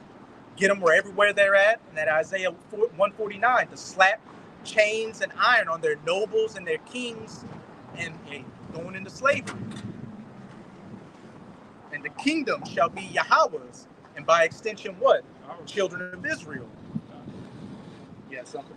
Yeah, I got something. Oh, you had something? I know you've been holding something. John, this is backing up that point when the brother brought out with Eli Whitney, so on and so forth. But this is Sirach 10 and 8. It says, because of unrighteous dealings, injuries, and riches got by deceit, which is definitely one of the... break it down. Which is definitely one of the reasons why the heathen is even in this place. Like I said, they raped, robbed, and killed every of our people to take this land and so on and so forth. And we honestly built this land. But who gets the glory of all of that? They get it. All right? But it says, because of unrighteous dealings, injuries, and riches got by deceit, the kingdom is translated from one people to another. And like the brother said, man, like the tab is already out the roof right now, and they got to pay for that, man. He that leadeth into captivity must go into captivity. So, like I said, with all this wickedness and rape, robbing, and pillaging that they've been doing in this thing, like I said, the time is up. It's time for them to pay that tab and for that kingdom to be translated to us. Time is up, like in Independence Day, when Jeff Goldblum was looking at the countdown on the laptop and it hit 0, he looked back and said, checkmate. And that's when the chariots started shooting those laser beams and wrecking shop. But you had something? I think, but now you had something. Yeah, something. Yeah, somebody get add to what you're going into. Sirach 33 and 22. Read down to 27. All right, because this is a must, man. When the brother going into the slavery to these Edomites, this is a must. It's going to happen.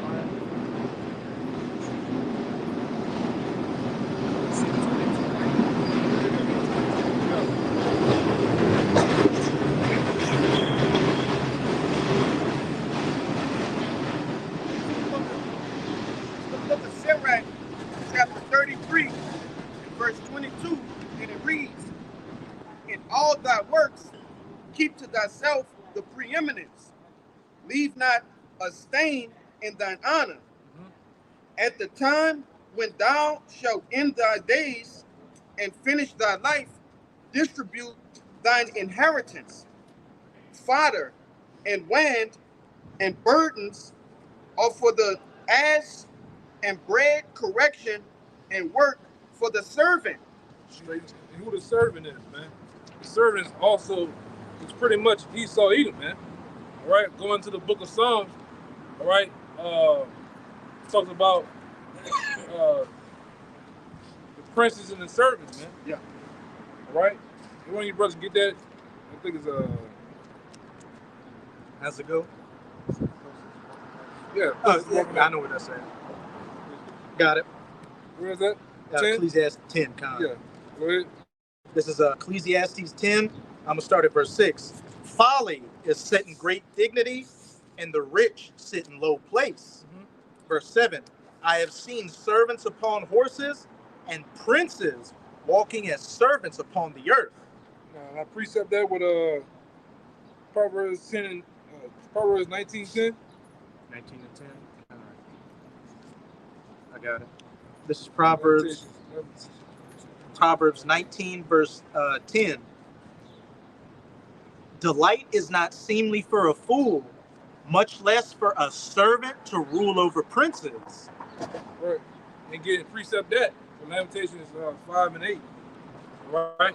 That was a servant. That was never set up to rule, man.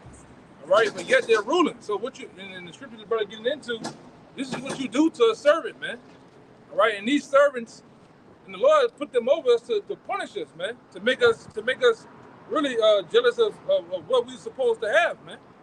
You wouldn't sit up here in this prison with these servants over you to prosper, to want to be here forever, man. You should be wanting to get free to get your own shit, man. All right? Go ahead. Let the Lamentations. This is Lamentations 5, verse 8. Servants have ruled over us. There is none that doth deliver us out of their hand. Yeah, man. Yeah, it's plain. I go back to that. Yep. It's back in the book of Sirach, chapter 33, and verse 25, and it reads, "If thou set thy servant to labor, thou shalt find rest. But if thou let him go idle, he shall seek liberty." Yeah, if you let him go idle, he's gonna seek liberty. The same thing happened for these devils when our foreparents ran them up in the Caucasus Mountains. Yeah. All right. The so-called white man has always has done what? Learn to evade the capture. All right, as a fugitive. Right. Since he didn't came out of power from out of the Caucasus Mountains during the Renaissance, all right, which means a rebirth. What they done? They didn't came into power and ruled over us. Because what we should have done with our foreparents is pretty much got rid of them. But we didn't put them in the mountains. And like I said, to this day, you can look it up. They call the mountains they was hiding in over there in Georgia Rush. They call them Mount Petra today. But back in the day, they called it what? Anybody know? Mount Seir. You talking about Petra in the land of Seir, like in Edom? Yeah. It's called Petra today, though. The modern day name for the day is Petra. The biblical name is Mount Seir, right? And these devils have set themselves up as the Khazars, man. Right along with the American Edomites, which is the biblical name for so-called white people. You're Edomite. You're Esau. Your foreparents Esau. You're Edomite. All right. So right along with you and those gutter rats we call the 1948ers, the so-called Jewish people, all right, that run America. They run America, man. Lock, stock, and barrel. All right. They're the ones you see that's running this corporation called BlackRock, Vanguard, Standard Oil. Every corporation in America is under their banner. All right.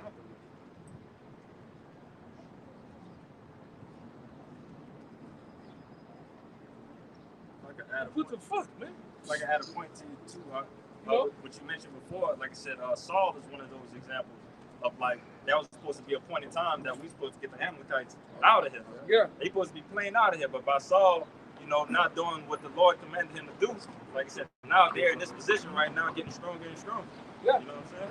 And these devils been in the power from the Renaissance, even with the Borgias. This guy right here. Let's get the real picture. All right, this picture you see of sweet Jesus, that's not really Jesus. This guy is the actual guy of Caesar Borgia. All right? Let this shit go by first.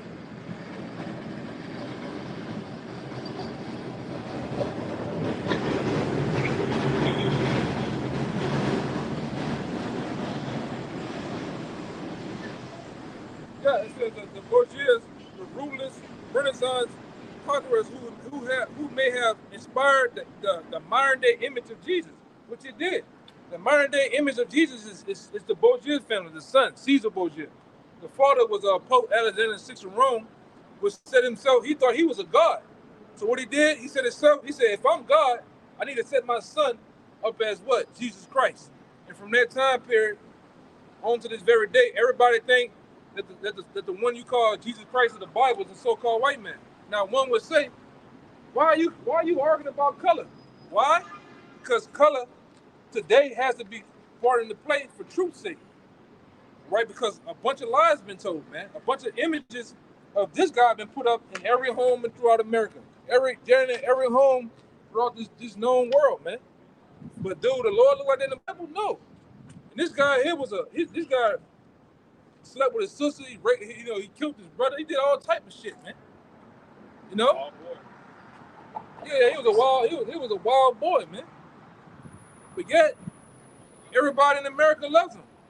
When you have a guy sit down at night, over his feet, he go to pray, this guy pops up. In that little bubble, that cartoon bubble, the 3 dots, and the bigger bubble, this guy pops up in everybody's head, man. Meanwhile, the Lord of the Bible doesn't look like that, like I said. Like, give me the information. God, this is on the Khazars, which your brother was talking about. Sort of book and the author. And like I said, we get deep into things, man. Okay? And these devils, All right, starting with these elite bankers, they know this, man. They know that their heritage and that the so-called white people. And I'm gonna say this too. It's not about color.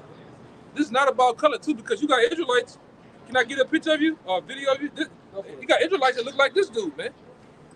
All right, not saying he is an Israelite, but you have Israelites that look like him, because we have a thing called a confusion of face. Now, the only thing that we can identify today of what an Israelite is, what? Based on the spirit.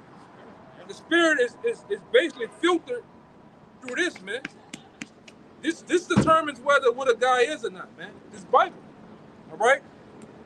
And what he kind of, his spirit jumps into, okay? So it's not all about color. Okay, go ahead, brother. Just so y'all can get an image of this. And page what? Name out the page. Page 10 You to can't 11. get that book. That book was once $20. I seen that book get up to $9,000 to $1,000 at one time. Yeah. Why they hide this book for $1,000? Because it tells the truth. And over my years in the truth, I've seen countless number of times of some of the books I got. At one time they was $20, $10. Now they $3,000, $9,000. They don't want you to have it. They don't want you to have it, man. I don't know. I bought that book at $20 when I went back to give it to another brother that was in gym at Chicago. Yeah. It was $200-something. Yeah. And they purposely, you can't get that, man. It's probably around the time I got this too. It was on Amazon for like $20. It's like, oh yeah, you better get on it. Yeah. If you can find this book, look, now $165. Now it's $165. I seen it when it was $900. I got one for 19. I got one for 16. What is the paper or the hard? It's paper, man. Yeah, you better order it. You better order it right now. You better order it right now, man. But that's his best thing to do. Cause I was finna get cooking on his ass, man. I was seasoning him right now, though. With that Whataburger shirt on. Yeah, I was seasoning. I was seasoning. All right. That's John. I can say Yeah, with you, brother, I was just seasoning him up right now. Putting all the Tony Sastries and shit on him before I went to really cooking on his ass, man. That boy hit them with them 2 thumbs up. Yeah. Go ahead, brother. I think, real quick, I think in Kings, when in the book of Joshua, when they were killing those Hamites, one of the kings, they cut their thumbs and their toes off, and they cast his body into a cave. But this is on page 10 on Who is Esau Edom by Charles A. Wiseman. The Khazars were a nomadic people who had no traces of Hebraic culture, which, this book has some bones in it because they were Amalekites who were Edomites, so they were Hebraic. They had been following a pagan and a sex-oriented religion until they had officially embraced Judaism in 740 AD, while rejecting Christianity and Mohammedanism. The Jewish and why I say Mohammedanism? Because a lot of them crackers was under the religion of what? Islam, as the Ottoman Turks, man. You hear anything about Ottoman Turks, them Edomites, man. Even today, man. A lot of them Turks are Edomites. A lot of them, the motherfuckers you see in Egypt, they ain't not really Egyptians, them Edomites, man, and Arabs that took over that land, man. During the Ptolemies. Yeah.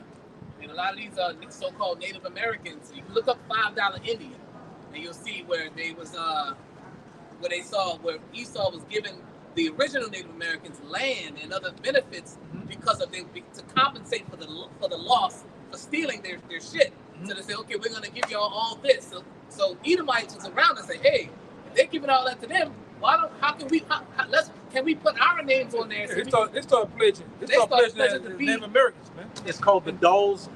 Yeah, go ahead. It's called the Dawes Roll, which is what they would pay $5 to be labeled as Native American.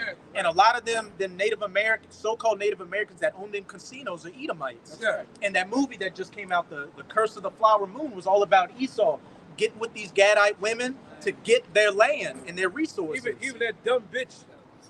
Even that dumb bitch over there in Hawaii, all right? The one that lady, because really it was the woman that got the inheritance of Hawaii, but guess what? Esau came up in there, popped her, and took every goddamn thing from her, man. Yeah. Yeah, man. And that's their history. What did Haman do? He got up damn near second in command under the Persian emperor Ahasuerus. And when you read in the edition of Esther's, it says he did it in order to translate the rulership from them to the Macedonians. When you read in the edition of Esther, it says Haman got so far up so he could translate power from the Persians to the Macedonians, his people. That's what these Edomites do. Yeah, and like I said, that you had that dumbass woman that got the rule over Hawaii. Them Edomites got up in there and married her, and guess what? They wound up taking every goddamn thing from her and owning both of the islands of Hawaii, man. All right, and that's what they do. All right, and they don't give a goddamn, man. Is that a red suit? Let me say real quick, this also proves how stupid it is for you niggas to try to get reparations, all right? Right. First of all, Esau's never going to pass that bill, and even if he did, he would just declare himself a Negro the next week, all right? He said, oh, I'm 1/10 black. I identify as black. I identify as black. They're trying to come out with something now called transracialism, There you go. where if you look like a so-called white person, hey, maybe in my spirit I identify as an African American. Yeah. Hey, but what we got now, what we got now with the his and hers and I am and he, I can identify. I'm a building. I'm a car. I'm a camera today. According to America.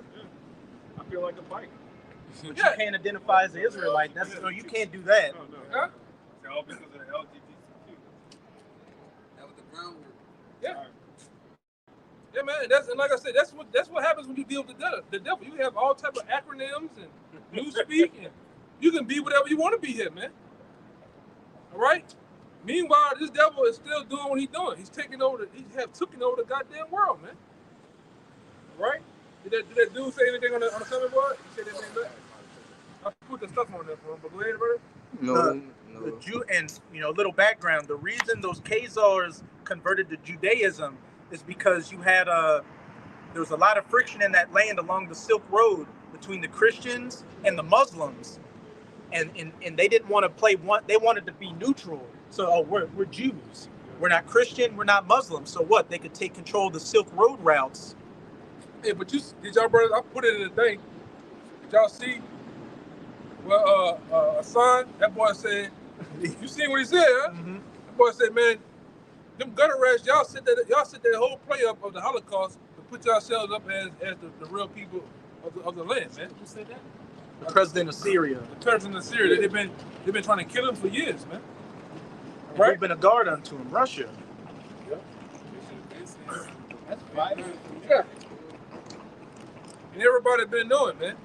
But it seems so crazy. Everybody been knowing who we are, but now that we shine the light on these devils and put I'm talking about to shine a big LED light on him. That's an Edomite. That's a this. That's a that. Everybody want to turn the blind eye, man. But go ahead. God. The Jewish author and historian Arthur Koestler also concludes that the majority of East European Jews, and hence the world of Jewry, is of Khazar and not of, I'm going to say the right word, Shemitic origin, which, they are Shemitic.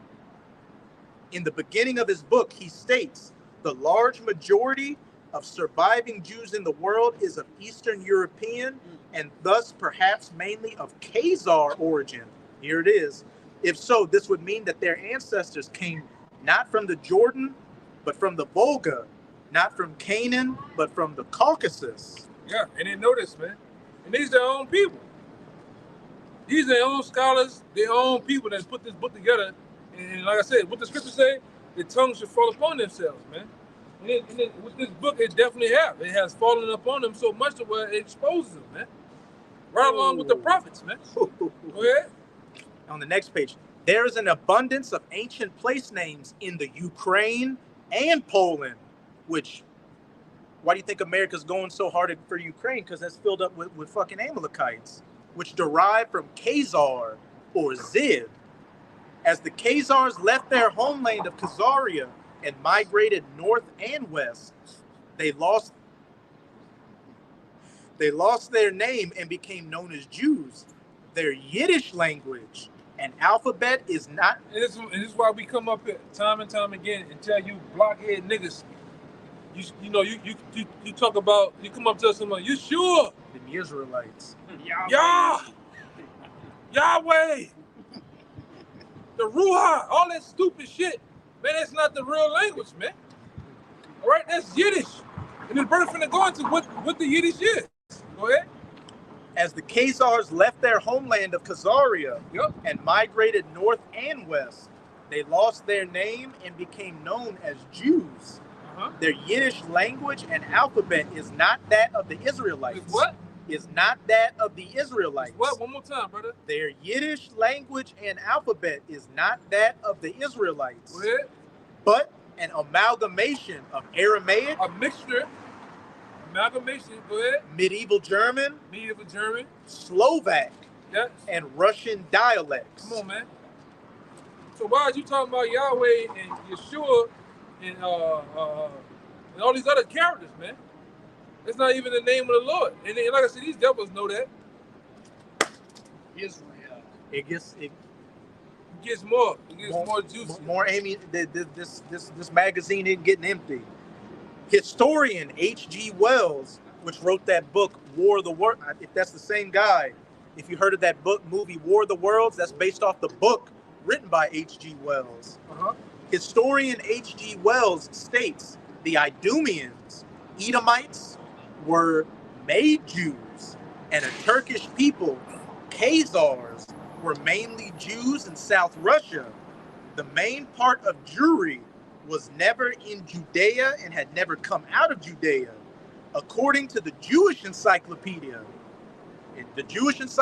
where we get what? Arsarith from, the original stock of the Khazars came from the land of Edom. Hasadi ibn Shepherd, who was a foreign minister to Abd al-Rahman, Sultan of Cordova, in his letter to King Joseph of the Khazars about 960, speaks of the tradition according to which the Khazars once dwelt near the Seir Mountains. And then notice, somebody get a picture of Mount Petra. I got two degrees to back that up too. And that's why these devils, if you can get it, that's why these devils have the architecture that looks like that. Right? The architecture that looks like this big white building, but the brother can't see it right now. There's a big white hotel right here. Big brown, those white pillars up there. That's why you see the pillars. The emblems. Yeah, that's why you see the pillars. The eagle. Yeah. The carvings and the architecture. Yeah, the Washington Monument, all of them have pillars because it reminds them of what? Mount Petra, man. Now that dwelleth in the clefts of the rocks, as it says in Obadiah. And I did some studies a while back. I think those pillars you see on these plantation homes, all that shit go back to Petra. It's a thing of what's going on. That's it right here. That's how Mount Petra looks. That's why these devils have a fascination with skyscrapers, man. Give me Obadiah 1. That's why these devils have a fascination. Yeah, somebody put it all together for me. Look. That's why these devils have a fascination with this shit, man. Because these buildings, you look at them, they look like caves with the holes in the caves and shit. Every window look like you can go into it, man. Right? And one of the elders made a beautiful point. When you look at a skyscraper at night and see the lights, imagine looking at a mountain like with cave with them little different dens with torches in it. Like you make a fire inside of a cave hole. You see the lanterns burning. That's how it looks at night. When you look at the windows of a building, when you're driving on the highway, you look from afar, you see the building light on, but it looks like somebody's inside of a cave, man. That's them. The spirit beareth witness. This nigga all into rock. The scripture tell you that Esau was a man of the field. Who's into rock climbing? This devil. Why work at nigga? You want to get in the tree? Fuck no, boy. You getting in no goddamn tree. Georgia come on, man. Come on. You got the harness. Man, I ain't give a damn. I got 3 harnesses on my ass. I ain't getting up there. Jake ain't doing that shit, man. Hey, you wanna chop wood? Yeah, you wanna chop some wood? Man, ain't chopping no wood, man. What's wrong with you? For what? That's E, man. He's a wild feller. And like I said, this devil we know, if you was to actually, he could be cast for a mid-age Esau, man. He got the hair all on his shoulder blades, all on his back, all on his stomach. Man. Lord. You know? Red. Like, yeah, red right here. Even his eyebrows are hairy, man. Them bitches like stick out. He got hair in his ears, hair in his nose. You know? He's like a caveman. The Flintstones. Everything. The Flintstones. Encino Man. The Encino Man. Even the insurance dude. Remember back in the day, the insurance? Geico, it's so easy even a caveman to do it. They've been telling you who they are, man. The Quest for Fire, the ultimate Edomite movie. Yeah. That show, Satan, is it? They had a TV show called, was it Satan or the Devil? Yeah. And it was a white. It was Esau playing. He was being himself. And I think wasn't Eve like his? Probably Eve was his main woman in that movie. Yeah. You wanted We'll go back to that Obadiah one? Yeah, give me the Obadiah. Don't go. I'm gonna give it back to the brother when you read that. The other one. Sirach? The Sirach, yeah. Don't leave off that. Get that Obadiah. We're going through what we're talking about right now, man. Yeah, that's why these devils like outdoor. They like canoeing and shit. They like hunting. Right? Drinking blood. Yeah, because what's the ritual?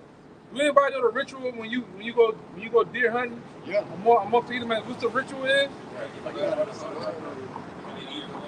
Yeah, on your first ever kill of killing deer, you have to, once you kill a deer and you get them, you tear the sacks out. It's amongst the Edomites, you gotta go stick your hand in there and rip out the heart and bite the heart. You know, and some Edomites get so. They do that. Go look it up. It's a couple of them devils. What they do, they rip the stomach open on the deer and they get inside of the deer. Stick their hand out. Take a picture, man. They get in the body. Because they all about that blood and adrenochrome. They love that shit, man. Some of them too take a cup, fill a little cup, with that. blood. Yeah, hit it. You know? You can't tell me that's Edomite. Huh? Yeah, you gotta eat a piece of the heart. I done seen devils go in there and rip it out. Bite a big piece of it, man. Yeah. No reaction. Yeah. They take a bath in it, man. And when they do that, Bashar, that'd be like a bloodlust, like, they taste that blood and kind of get crazy. Go in a frenzy. Yeah. All the heathen got a little bit of it. If I'm not mistaken, don't the Hamites actually go from like the bones? They be eating shit. They be eating shit. They And eat Edomites all eat types of cattle. shit. They good. Wow. They make the youngest man eat Yeah, the Yeah, youngest the man got younger man gotta eat the in that test. movie Apocalypto, they gave the guy the ball. Yeah. Show you when you want to lie, man. Look at that, man. Show you when you want to lie. This is what they do, all right? This is what they do. That's a girl. Yeah, that's a girl. That's a female. That's what they do, man. Blood. Yeah. Right now. Doubt it. You gotta drink some man juice, man. You ain't drinking no blood. You want something stronger. Some man blood. Go ahead, brother. You want to go 1 and 1 or what? 1 and 3? Oh, start at 1. All right. Start at 2. It's the book of Obadiah, chapter 1 and verse 2. It reads, Behold, I have made thee small among the heathen. Thou art greatly despised. We ain't seen that come into play now. That the Edomites of America are greatly despised amongst these other nations. They hate America, man. That's right. They looked at America as if you're not even that world power as you used to be. You're not even strong and this big mighty man as you used to be, man. You're weak. Go ahead. Verse 3. The pride of thine heart had deceived thee. And Esau is the most proudest man of them all. So he says the pride of thy heart had deceived thee, man. Go ahead. That thou that dwellest in the clefts of the rock. Thou that dwellest in the clefts of the rock, which goes into Mount Petra. Starting with Mount Petra as the origin, but guess what? These buildings and these things that you see, they're like modern day caves too, man. Because according to the Bible, what the Lord said the size of the building is supposed to be. Anybody know? 3 stories. 3 stories. The Lord tell you in the Bible, if you was to build a building, that building can't be no more than 3 stories. Why? Because if anything ever happens, was a fire, or anything, I can jump out 3 stories I might get scuffed up or break a little something, sprain something. But you seen for 9/11. Get that, get up. That, bro. Please, brother. If I go from up there on the top floor, it's over, man. You gonna be like that? Man, that nigga we see on the video. Ah, that nigga sound like a pig. Yeah. Yeah, They seen for 9/11. I've seen the people. Niggas up there for a good little while. Just turn the fear blade. You know? One nigga jumped out the window with his briefcase. Y'all see that shit? Niggas gonna look that up. He came out with the briefcase. Hell, they ain't lying. The camera followed him down. And he was still holding with the briefcase. You know? I would let that bitch go. Man, You should have opened it like a parachute. Yeah. Hey, man, they did. You know? That's crazy. But the reason why the Lord put everything in place what you need. Let me see. 1, 2, 3. Look at from the bottom of the ground, 1 story, 2 story, 1 story, 1 story, 2 story, 3 story. Right there, man. That's it. Read it right here. The second one. That's 3 stories. You good, man. Man, I done been one of them little nappy-head jacks. I done jumped off the goddamn roof, man. Boom. Keep on running. You know? Hello. Why, playing Sonic and shit? You jump from house to house. We done done that shit. You good. You know what I'm saying? Back in '92, I had to do it. Jumping out of this girl house. Yeah. Her floor jumped out of that and came on. Yeah, but when you build stuff like that or shit like this, man, it's over with, man.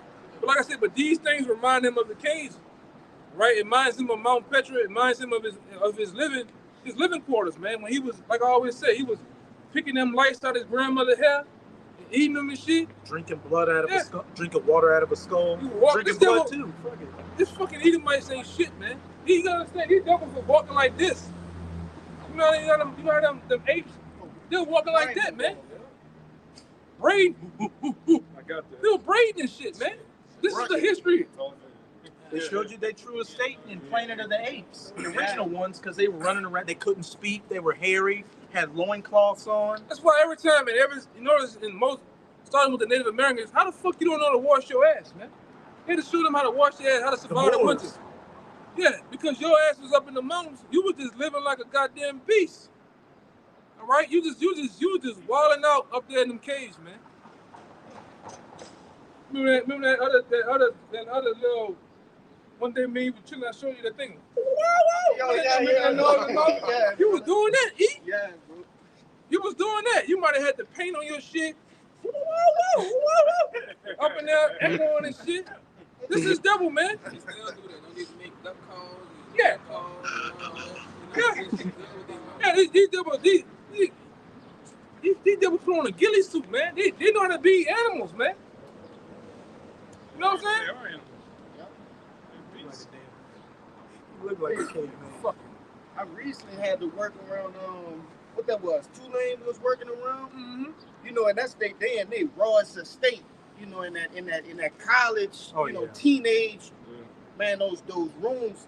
One of them boys opened the door, you could just smell the body odor coming out there. Yeah. You know, they leave their shoes outside. You know, that's you, man. Like I said, stop hiding. Everybody know from a natural fact. When I was a little boy, from a little boy, white people smell like fucking dogs and beasts when it rain, man. You go over to their house, it's just strands of hair all in the toilet. Not in the toilet, but in the tub. They shit like animals, man. You got lice. They don't flush the You the toilet only when they nation piss that got lice. Jake don't get no lice because we got oils in our skin and our hair. You get lice like an animal. You got ticks and shit. That's ticks, you know what I'm saying? Yeah, for real. You the goat and we the sheep, man. You look like you got the same hair ticks as the sheep. You got the ticks with the goat, my bad, the goat. You know? That's you, E. That's a goat. Yeah, it's a goat, man. The real Billy goat got that kind of beard. That little. It reads, I'm going to start at the top again for 3. Obadiah 1 and 3, the pride of thine heart had deceived thee, thou that dwellest in the clefts of the rock, Brand cracker right here. whose habitation is high. Yo, got a black on the outside, but white on the inside, man. Look, you can't tell this nigga shit, man. That said in his heart, who shall bring me down to the ground? You gotta stop playing. Fucking coon, man. Go ahead. He turbo coon. Turbo coon. Fucking coon, man. Verse 4. Then your long lip ass gonna come on and playing. Stupid ass niggas, man. I can't wait till the Lord get rid of you fucking coons, man. That's right. And nobody even about to fuck with him. He get the fuck up the block, man. Put that goddamn Stacey Adams on your ass, man. You can't stand these niggas, man. Coon. He had to do something to show, and she got the Baphomet on her shirt. Like coon, man. Yeah, get the fuck out of here, man. Looking like Willy Wonka. Nigga Wonka. She had the Baphomet on her shirt. Yeah, that probably was. Coon.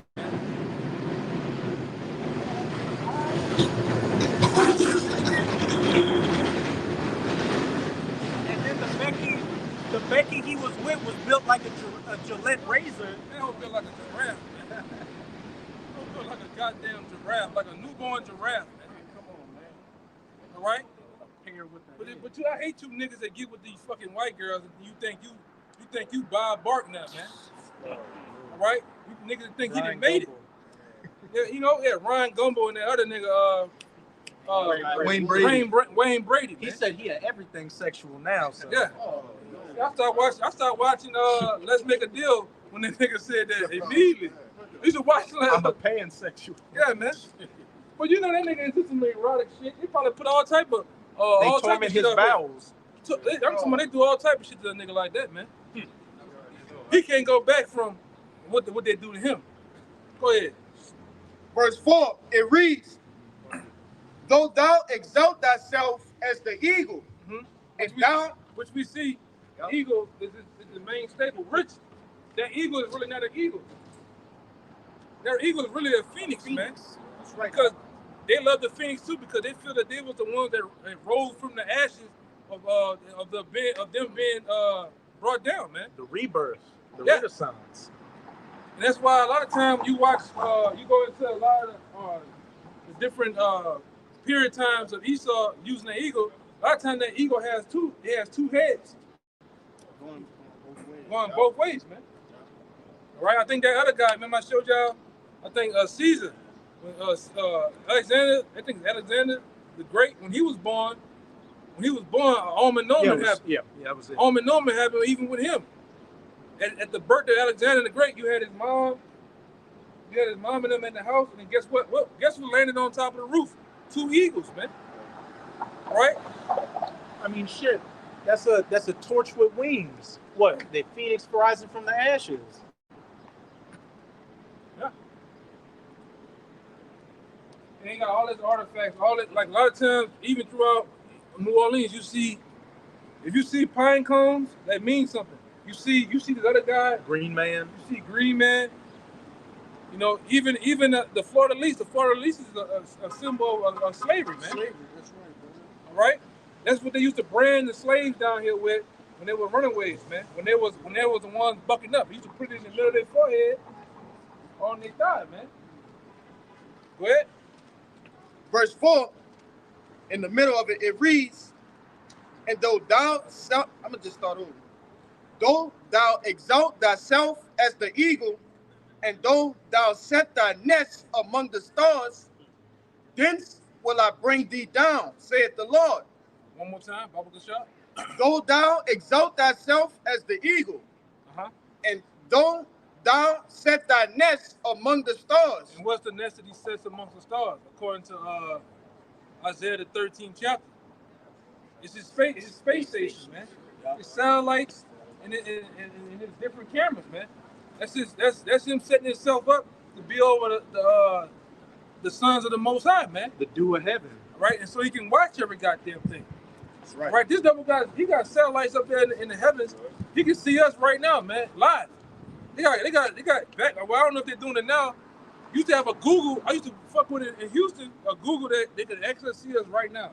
The cars going by. The girl with the green shirt across the street is going on right now. No, bro. Satellite. Oh, But my they bad. had that movie, didn't it? And it said, what? God's eye? Eagle eye. Eagle eye. Yeah. What confuses me about that is the fact that they never left the atmosphere. They can't break the firmament. So what the fuck are they? How are they seeing us? It circles over for them, though. So how are they? That's what I'm saying. Like, how are they seeing us if they can't leave? They can't. There's no such thing as space because they've never been here. They're in low orbit space. Yeah, in low orbit space. Like they can travel so far out of the atmosphere, but they can't go like farther than that. It's a barrier. They can't go past the Van Allen belt. The Van Allen, look up the Van Allen rate. They literally say in their science, we cannot travel past the Van Allen radiation belt because any light that goes through there is going to get killed by a bunch of radiation. Yeah. But yes, they walked on the moon. Yeah. In a Michelin Man suit. Yeah. Doing this slow motion. This man's a liar. The motherfucker had a furrow suit on. He's walking. Right. Meanwhile, that shit was done in. Right. Meanwhile, that shit. Even Buzz Aldrin said it. He said he slipped up a couple times. Said they never been.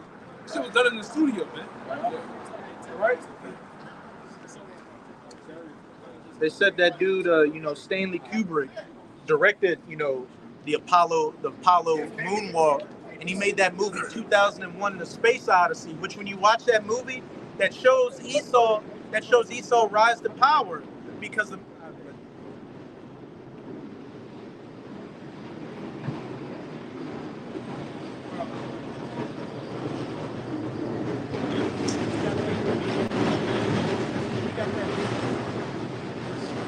Watch that movie 2001: A Space Odyssey. It literally starts with men. They're not full monkeys. They're like what Esau likes to say, the missing link. They're clearly humanoid-shaped ape men that are fighting each other. And then the scene happens where he throws a jawbone in the air, and as it's spinning, it transitions into a space station, and it jumps to the future with Esau being a man in his space stations and stuff like that. Yeah. Did any one of you brothers ever go see Cloud Atlas? That's the movie. You seen Cloud Atlas? It show you these devils know. They know about reincarnation. Yeah. They know about. It's a movie. Yeah, it's a movie called Cloud Atlas, and it goes in. It's heavily into reincarnation. It's heavily into. They show you in the beginning of slavery, us in slavery. Yeah. They on top. Then it goes from slavery. It goes to the 50s. Goes to the 70s, and it goes to this time. And they jump to the future. And then the future, who ruling? Jace. They can leave. They in spaceships. They leaving the planet. Yeah. These devils know what's gonna happen, man. Go ahead, get that so I get back to number 5. That's cool. Go back to the other one so I can give it to him. It's back in Sirach 33. You can reread verse 24. Come. In 24, fodder and wane and burdens are for the ass, and bread, correction, and work for a servant. Yeah, that's what's set up for a servant. All right. Heavy works and burden, and that's what we're gonna give these devils in the kingdom of heaven. Because you Edomites, right along with your nation, you're going into slavery, man. All right. Slavery is perpetual. I'm talking about. It's definitely it's called for, man. It's imminent, especially when you've done it to the children of the Most High, the apple of the Most High's eye. All right, what happened unto us is going to happen unto you. Every child, man, all right, and woman, man. It happened unto us. Okay, and a lot of these devils are coming back. All right, as newborns to receive their judgment. Then they're gonna come back and they wake up again. Chains on their ass, man. Baby chains. Baby chains going on your ass. Straight out the womb. When you pop out, chains on that damn devil. Hold on, wait. What's going on? Nah, motherfucker. Remember what you did? Either that or that Psalms 139 treatment. Yeah. Dash against the I'm gonna get some work off him though first. I'm gonna get some work off his red ass, man. You gotta go into slavery, man. You know? And everything's gonna be according to the Bible. All right? No buck breaking, no adultery. Yeah. We're gonna put you on breeding farms, man. That's right. All right? When you have that baby, we ain't gonna have you laying on your back. That brings all the pain, and because you gonna still get those birth pains, all right? You gonna still get them birth pains and howling, ripping, all right? A lot of them gonna get that treatment how they did Gad, man. Yeah, we're gonna do how you supposed to. You really supposed to. A woman supposed to sit Squat. In squatting position. You used to have, back in the day, you used to have chairs, stools, small stools with holes in them, the baby can go straight down, man. It's more of a better process. But that's the devil, though. Yeah. Just because I'm gonna just make it fucking stupid. Yeah. But you devils ain't gonna have, I'm talking about not a second in the kingdom gonna be comfortable to you, though, man. All right? Go ahead. Verse 25.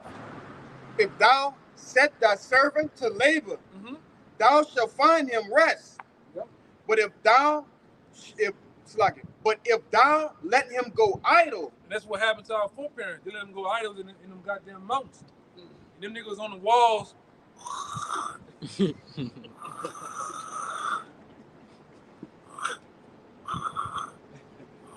They devised a master fucking plan, man. Through the Most High put it in their 8 brains, they fucking caveman brains to come up with that, man. Pea brain. And then Jake, you know, when Jake was the Moors and ruling in Europe, they brought him out of the mountains and civilized them. Hosed them down. That was the worst thing you could ever did, man. And he flipped the script and said he civilized us. Hey, you know, as Sirach 12, sit him not by thee, lest he rise up and take thy position. But these devils came up with the master plan in being idle. Right, they devised a plan. You know what? Fuck these mountains. We're gonna come out of these mountains. We're gonna take over the world, man. All right, and that they did. You know, and like I don't know if you brothers, you know, I don't really get into this shit. I don't really never liked it, but I kind of my attention jumped on it. You brothers ever heard of Assassin's Creed? Yeah. Yeah. There's a part of Assassin's Creed where they go into the Borgia. He done which one? I forgot which one. I think it's the second one. Yeah, second one. It's all the ones dealing with Ezio. Brotherhood. Huh? You killed Caesar Borgia in one of them. You was assassinated in one of them. Why the fuck they put that in the game? Niggas is playing. You see, these niggas is playing games and watching movies. We seeing the spiritual part of it. All right, we collecting all that information and seeing what you're doing. You know. Who you fight against? The Temple. It's the Assassins versus the Templars. Yeah. And they got the secret things, and all of the secret. And what does the Assassin's Creed logo look like? The Freemasonry logo. Yeah. The cross. Yeah. Yeah. Because that G is really like a snake biting itself. Yeah. Right? We all, like I said, man, we into all that shit, man.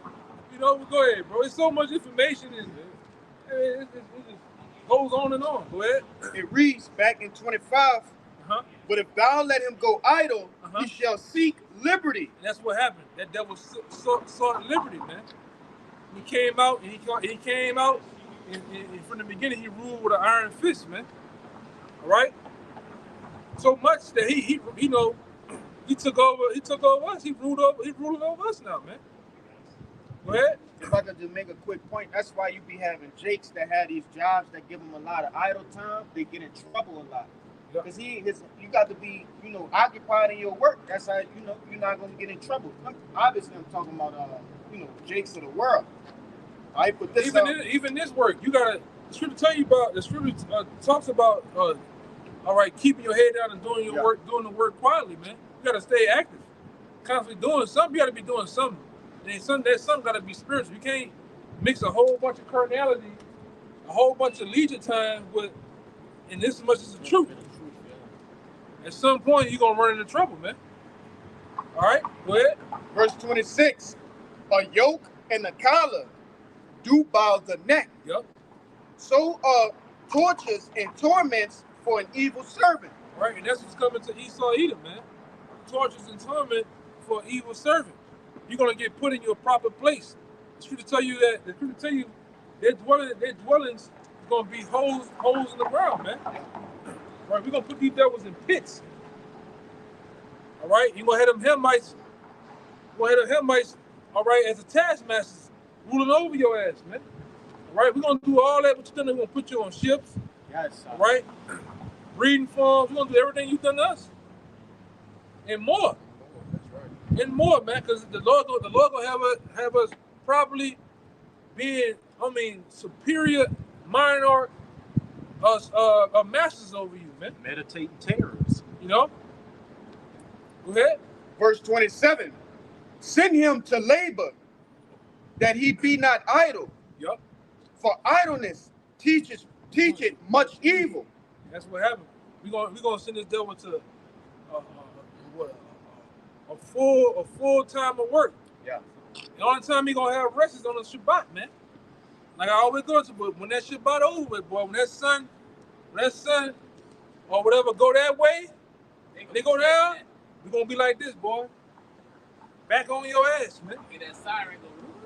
It's gonna feel like 10 minutes. Yeah. And they gonna be, oh fuck, it's back on. You know? But you ain't gonna have no rest, though, man. Go ahead. Verse 28. Send him to work as is fit for him. It is definitely fit for you devils to be at work. Because you're gonna build a kingdom of heaven. You're gonna clean the world up, man. We got so many goddamn, you ever counted the amount of oil rigs out there in the Gulf? No. Around the world? It's just countless number of them. They're dumping all type of chemicals in the water, killing dolphins, whales. It's plastics. You got fishes and turtles that can't even fucking swim because you got trash around their goddamn neck, around them. They're beaching themselves. Yeah. The fucking the oxygen in the water is all threw off from you damn devils, man. And then you go over to California, y'all seen the belt of the bracket water? It's like the salt water and the natural water together, but they got trash in the middle of the shit, man. Cups, bowls, all type of shit, man. That's what happens when you got a fucking child over you, man. A damn devil. Right? Meanwhile, all the water in the city is being filtered through that same water. With the dead bodies, the fishes, all right, all this dead shit, chemicals, it's going to the water. You gotta die someday. They turn on the water. I didn't come here to live forever. Man, look, go smoke some dope, man. Don't fucking with me. When your one dread come out the top of your cap, brother, you done. Nobody believes no nigga that wears a tie-dye shirt, man.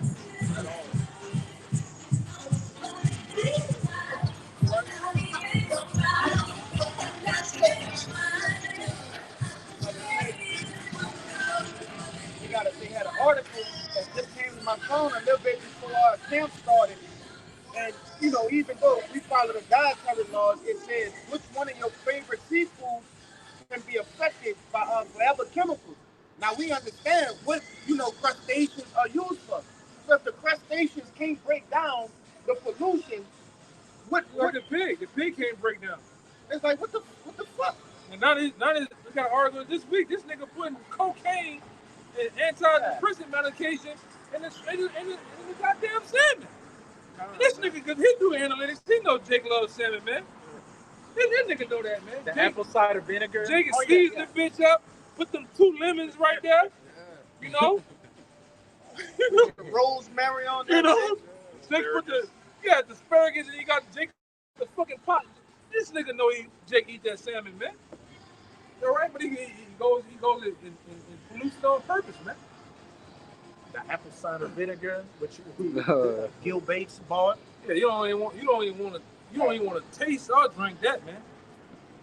It be all type of shit up in there. But this the devil we dealing with, man. This is the fucking servant we dealing with. All right? And he's feeding the people anything. It's like you feeding us anything. It's a law on that. We're gonna feed you any goddamn thing, man. All right? You could feed your slaves animals that die themselves. Yeah. Carcasses. Yeah. But meanwhile, you got niggas, man, that willingly eat shitlings, man. Yeah. Hog maws, pig lip. Big feet. Pig Man. balls now. Yeah, pig ass, man. You shouldn't be eating that shit, man. But you niggas do that. Y'all know Jake down here do that shit, right? Niggas still go to the store. Yeah, give me the pig lip. Nigga, open that big ass jaw In the plastic bag.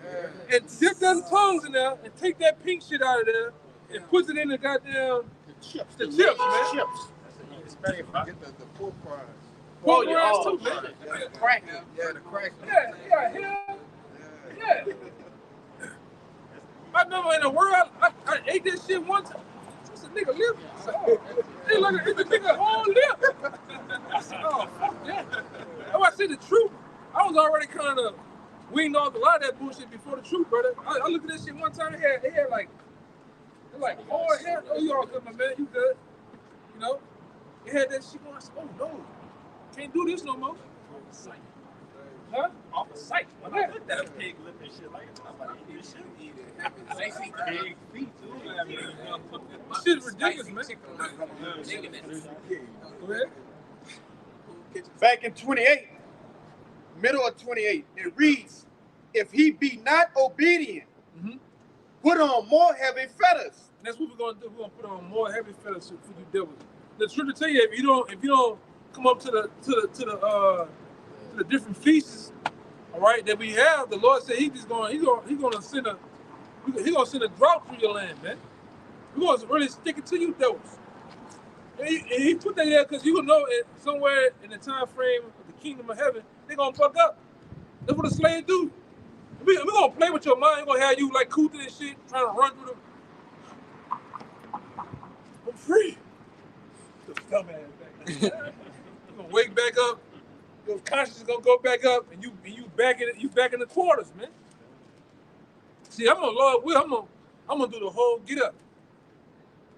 I'm gonna have them same red, them bloodhounds with them big ears, that red. Ooh. You gonna be running, he's talking running and shit, falling, swimming, thinking you gotta wait, man. Huh? Yeah. I'm gonna have them headlights with them dogs. After your ass, man. Torches and shit in their hand. Yeah, torches, everything. Yeah. You went this way. You sweating? He's over here. He's over here. I hear the bells ringing. Put them noses on your necks, man. The big ones too, you know they used to have them big ones. Yeah. When Jake came run between the trees. Yeah. They gonna get that same treat. We're gonna do that to you, man. I'm gonna bring up. See, one of the things that you fucking devils, man. See, we're gonna bring back that old ball, man. That ball. Yeah. Walk like this. Yeah. The one they used to put on the Bring that back, man. Yeah, the big, big, yeah. I know you're talking Bringing about. that bitch back, man. Big 100-pound ball on your ass, man. all the time. You gotta keep it how you live.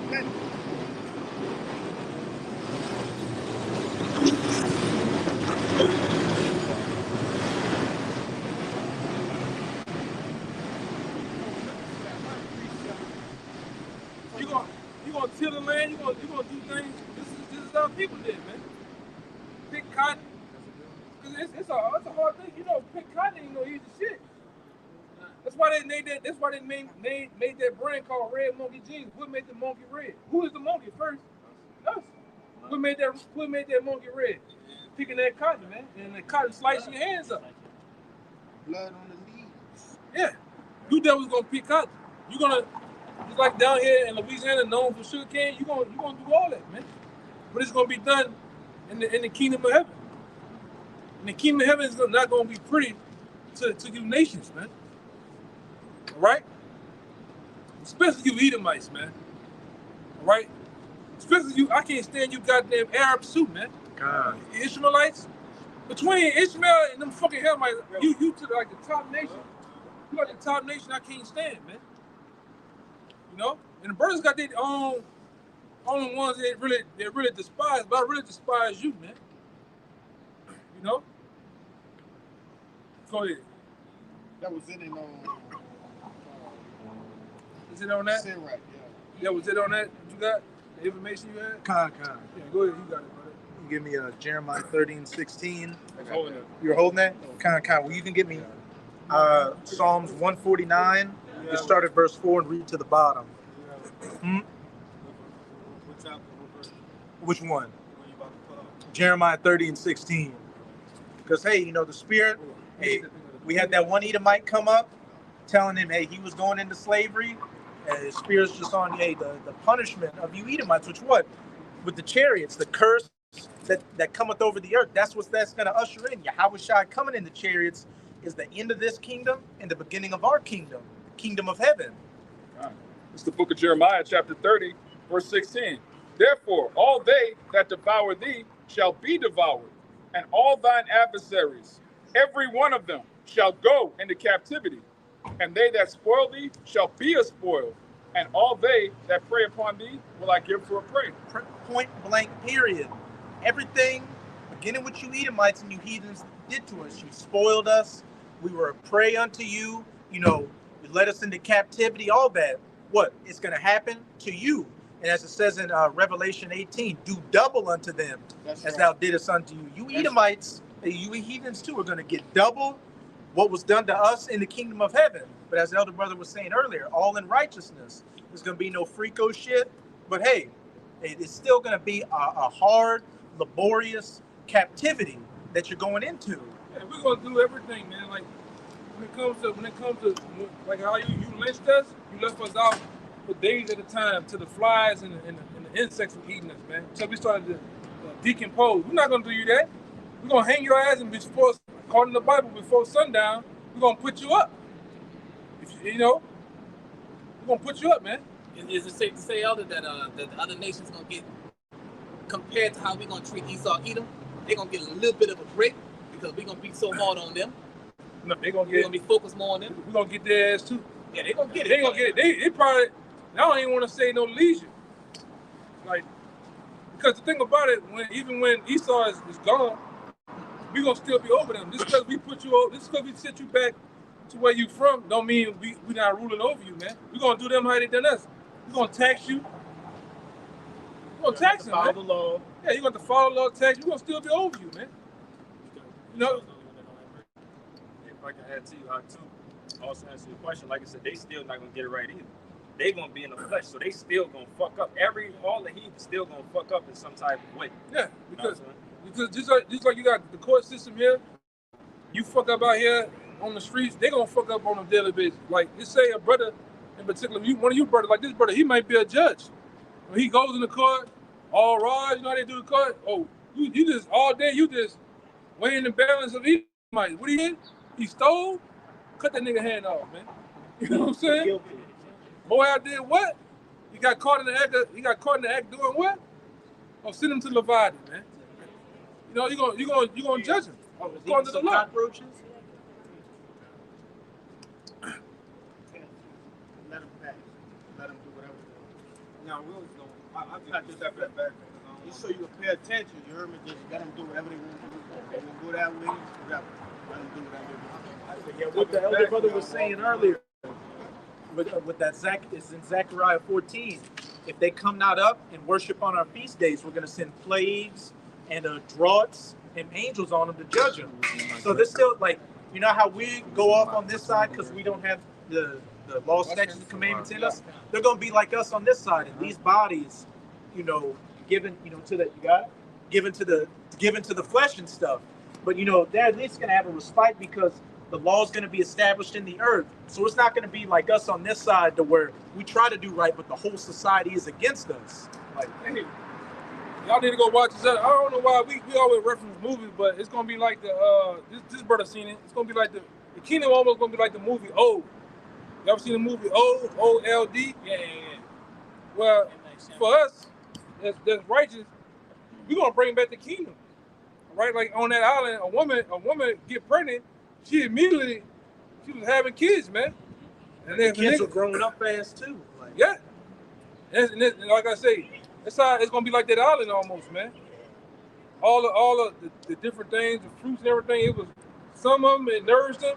Some of them it wasn't good for them. Man. It enhanced their age. Yes, some of it age enhanced. It was dying quick. One woman, her bones. Yeah, she had like osteoporosis. So on that island, her bones locked up, and she was like deformed. Yeah, she's like, kill me. That was a book that. Yeah, you got to get through all the other the funny stuff that was going on, but other than that, it was kind of more or less spiritual, man. Unto us, it's going the kingdom, everything, the earth itself is going to yield back what it used to yield. Like we always go to a grape was the size of one of them tires, man, and round like a basketball. It took what 4 to 8 men to carry that cluster of grapes on a pole, man. All right, and his brother here, think this brother here had a video of an Edomite. He followed the Sabbath, the land Sabbath how it's supposed to, and lemons was growing on his farm this big, man. He was tithing to his local. He was giving a third of it to his local church as a tithe. Like you were saying, they were the size of grapefruits. Yeah, man, or bigger. A lemon. So what's gonna happen when the people of the earth, when the righteous of the earth back ruling? We're back in our land, the land, the real land of milk and honey, with the actual people in it. Everything's gonna go back to being a paradise again, man. Refresh. The water's gonna be fresh. Yeah. Nobody gonna be flying. What's the need for chemtrails, man? What's the need for that shit, man? If I can say real quick, that's what the article I posted in with what they said, the bell peppers, certain fruits got all these toxins in it, about everything that they put in it. Like I said, that's completely unneeded because it's a natural source coming up. But by them putting all these chemicals in it, now they're saying that bell peppers, blueberries, watermelon has a hint of chemicals in there that could possibly lead to cancer and could kill you at the end of the day, which is complete bugging. You gotta go. Man, you down there need, and brothers can go look it up. They got a machine out there that you can buy for almost little nothing. What it does is you got H2O in the air. This goes into H2O3, and it pulls all the stuff out the air, and it basically alkalines the water. Like you can put your fruit in there. What up, my man? You can put your fruit and your vegetables in there, and guess what? And some guys I didn't see over the past year since I've been in the truth, they'll put their fruit in there, and guess what comes out of the fruit? Because the fruit are more like they're like sponges. All those different pesticides and shit, it absorbs in the food. But what this machine does, it pulls it out and it sits on top of the water. Dude took a straw and he rolled all this white film up in the straw and put it on, and it lit on fire, man. But that was in the fruit though. No, but this is what happens. You got the devil ruling, man. There's a black man that invented a machine that filtrates water and makes it pure. And Esau went overnight, during the night, the cover of night, and he broke the machine. He was providing free water to everybody who wanted to walk up and get some. And he lucky and catch a bullet. I'm about to say he got away, on the good end. Had a guy, and when I was in Houston, had a guy in Sugar Land, Texas, that set up a mechanism in these cars to make your car run off water.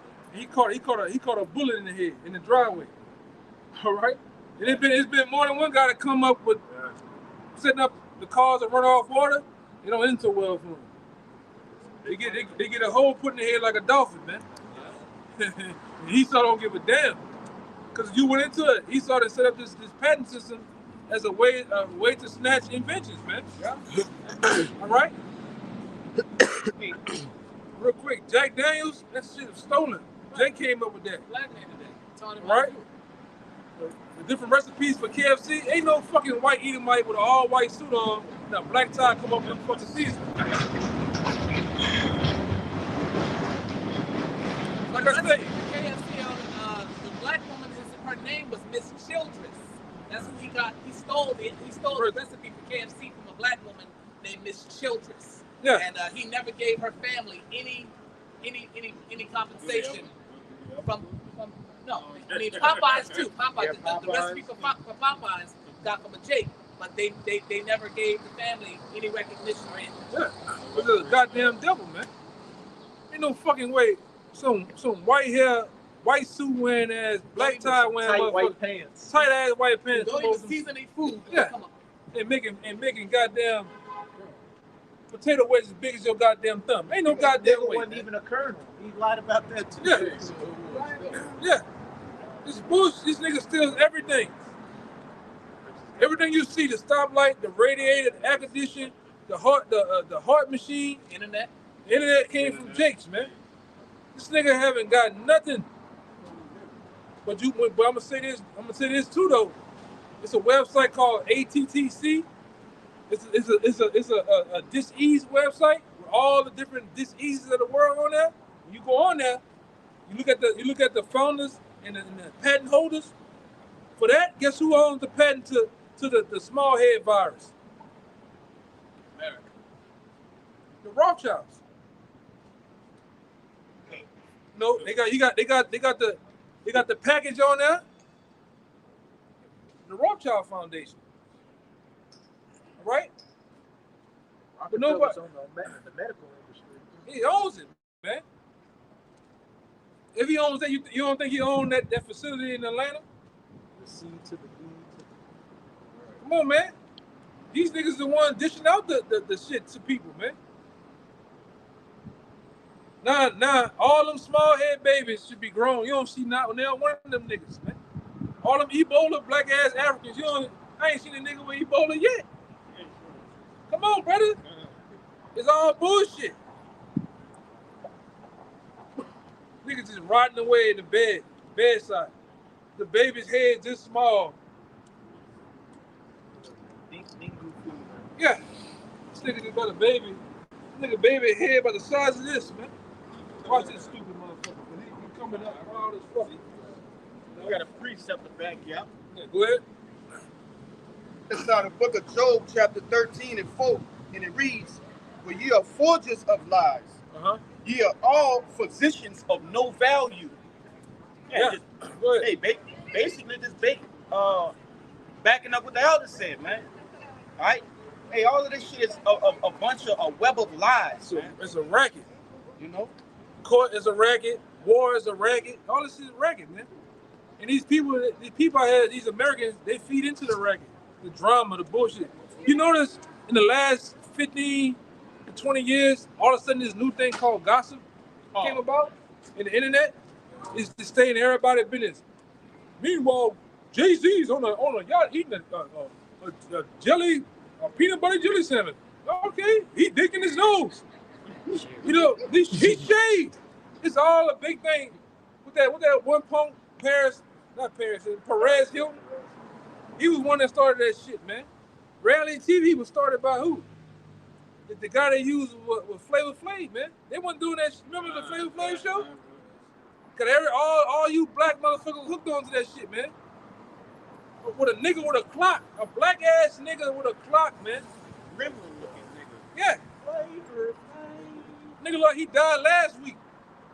You follow that shit, you stuck to it, and you got hooked on that bullshit. Now they got, cause man, when we was coming up, it was just MTV, and it was what it was called? Real World. The most thing that ever happened on is a nigga was on Real World, slapped the girl in the car. That was it. You had Jerry Springer, but now look at social media and TV now, man. It is full of adultery, Just degenerates, man. Everything's scripted and niggas believe that, man.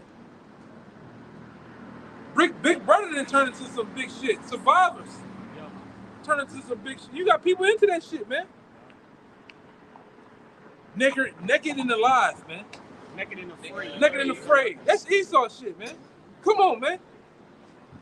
This is like I said, America is a consumer of lies and bull. Everybody just sit here.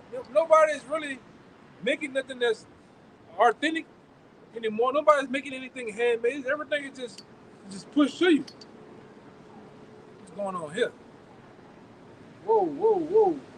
Close. I thought that was I know. I did too, bro. I said, what that part about to do, man? Go ahead, brother. That was it on that. Yeah, give me the Proverbs 29 and 2 and then that Isaiah. Hey, what does Babylon mean? Confusion. And that's what this whole society is. It's confused on every level. It's the book of Proverbs, chapter 29 and verse 2, and it reads, "When the righteous are in authority, the people rejoice. But when the wicked beareth rule, the people mourn." And you can't honestly look around and say that people are having a time of their life out here. Like we opened up with, a time and a season for everything. You got a lot of people going on to social media saying, look, I make $70,000 a year, whatever. I can't live. Like, I'm living paycheck to paycheck. I'm going to get kicked out of my house next week. I can't feed my kids. This isn't America anymore. Everybody's in a state of depression. Even the animals, as the elder brother was going into, you got salmons that got cocaine and antidepressants in their system. A couple of years ago, there was an article that came out that said turtles in the South Pacific had herpes. Like, that's sick. How does a turtle get herpes unless Esau out there giving it to him? He humping them, man.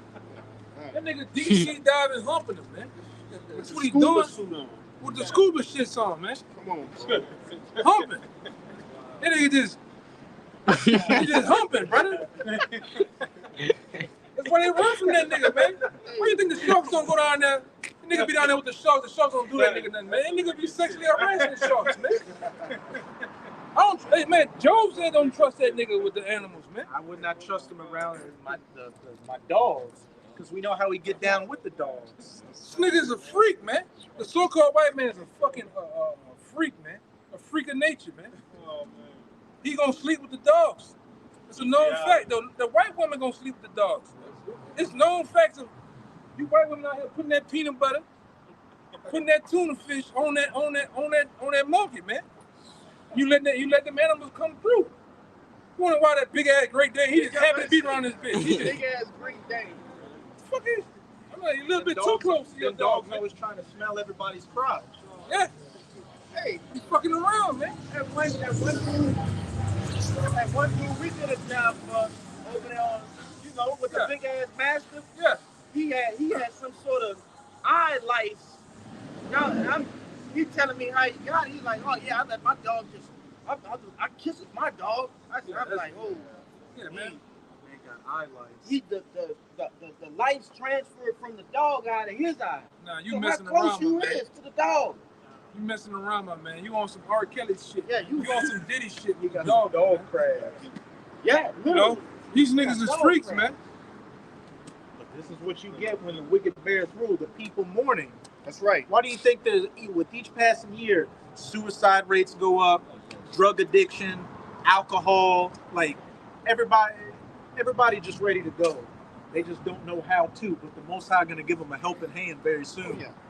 But like it also said, when the righteous are in authority, the people rejoice, because what? We're going to govern this earth after the laws, statutes, and commandments. And what did it say back in that Isaiah 24? The people languisheth because they have broken the everlasting covenant, transgressed the laws, and, just gone completely against the law. And this world is in the state that it's in right now. But we're coming to that time where there's about... Another thing, it's a massive... Here in America, they put the woman on a high pedestal, but it's massive amounts of single women, man. Yeah. From all nations. All right? There's not a man that want to scratch that itch. All right? Hey, yeah. You got men leaving America to find women, but you don't have men coming to America to find women. Yeah. Yeah. Ain't nobody flying from passport bros. Yemen to Timbuktu to go meet the black woman, man. NBA young boy. Yeah. Huh? NBA young boy. Yeah. They said all of them like NBA young boy. What's my man? What his name is? Wambi? What his name? Yeah, Wembyama. He was right. The average black woman in America she's a wildebeest. Rendering. She's like a mirror image of NBA young boy, man. Minus the dents in her head. All right? All right. Go ahead. If I can say, the Lord's so cold, brother, because he did what? He put out there this OnlyFans shit, these different sex toys and roses and shit like that to separate, these wicked ass women. Yeah, niggas resorting to getting fucking robots now. I was outside cleaning the house one day. The dude down the street, I seen him get a big ass box off the truck. Boy, nigga had me wondering. A human size. Yeah, I said, yeah, man, something ain't right about that shit, man. There ain't no dresser. He peeked out the door. But you never know though, There ain't no dresser. I'm watching the dude, this tall heat. I said, man, that box a little bit too. The dude pressing into that box a little bit too much, too soft. He brought it's a whole board in there. You hit the button, the bitch to start up. How you doing, baby? That's what's going on. Niggas in resorted to getting that. I'm talking about seriously, brother. Hey. They ain't dealing with you women over here no more. You women over here too masculine. It's too much, man. Smell bad. I'd rather go to the dude like, look, brother, I'd rather go to work, come back, and she just sitting there waiting for him. Charging. Yeah. Charged up. Hey, that's the spirit, I guess. Hey. But what the law promised he was gonna do what? Punish all the women that said these, right? Yeah. Yeah, nobody wants to mess with you, man. It's really starting to be all nations over here. Yeah. It ain't just the black woman. That white woman is fucking annoying too. Nobody wants to fuck with you, man. Esau going to Thailand and the Philippines. Yeah, they going to Brazil, and it seems like when they go over there to the Northern Kingdom, all the women fine. I watched one Jake. He did this to the camera. I said, damn. It's like all the women fine over there. He's doing this to you over there. Lord. And they are straight 10. They're straight 10. How you doing, baby? One of them did that. Yo, Lord. What did them Thai women do when Jake was up there? BBC. They can't call him. Yeah. Oh my God. They want to take a picture with it. This is a normal Jake. I'm going to take a picture. Take a picture. You know? Massage.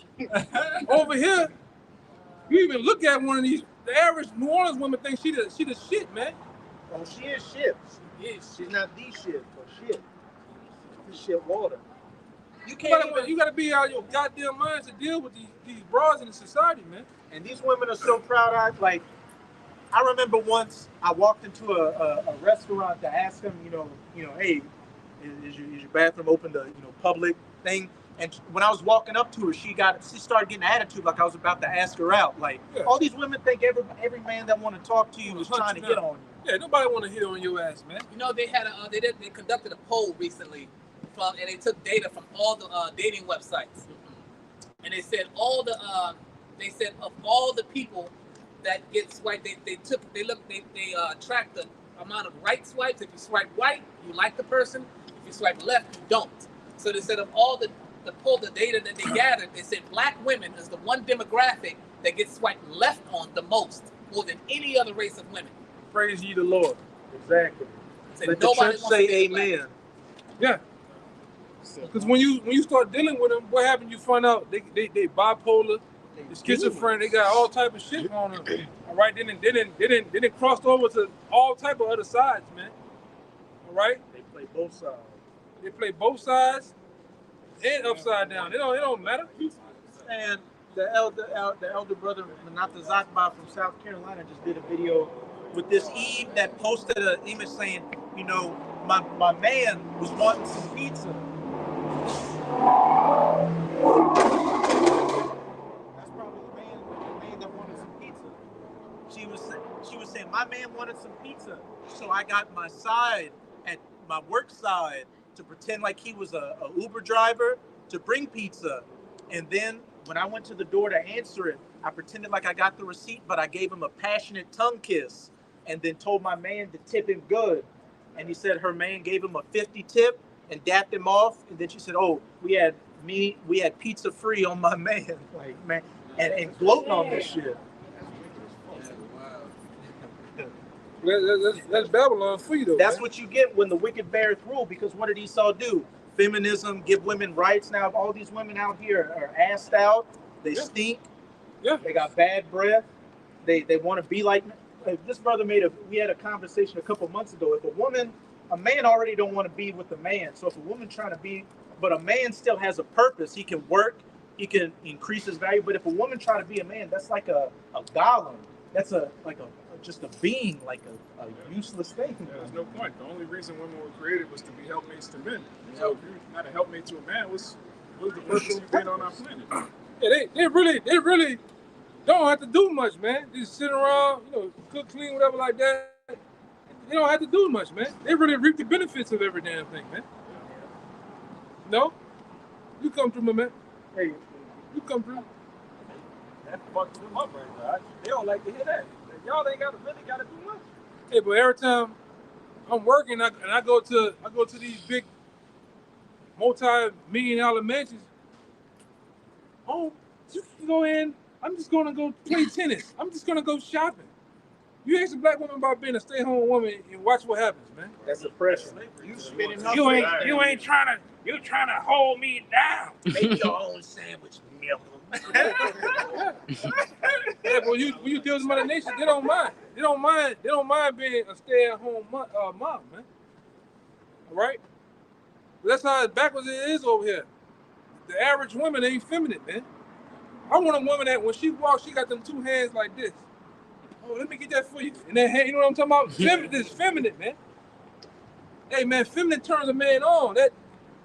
That soldier standing at attention, man. They had all right. They had an ancient account in Greece where a soldier came back and he got back from war and he was just going wilding out in the city like, what's this guy gonna do? So they got a feminine woman to come up to him and that just calmed him down. Like he just like NBA 2K avatar, man. He like the nigga you start off with. The preset walking. Look at how he walking. He walking like a GTA NPC. Preset 4. I better got him and it's like three niggas passed by, like a preset demon on him, man. Like Hitman, you know, one of them niggas, one of them trained niggas. When you put on the disguise and Hitman, look like Lamar. You gotta check that nigga back of his head. He got that tattoo. All he got is a keloid scar on the back of his head. Yeah, man. But you know, this is what you get when the wicked bears rule. Women are out of order, the children are out of order, the food's fake, the news is fake, everything's fake.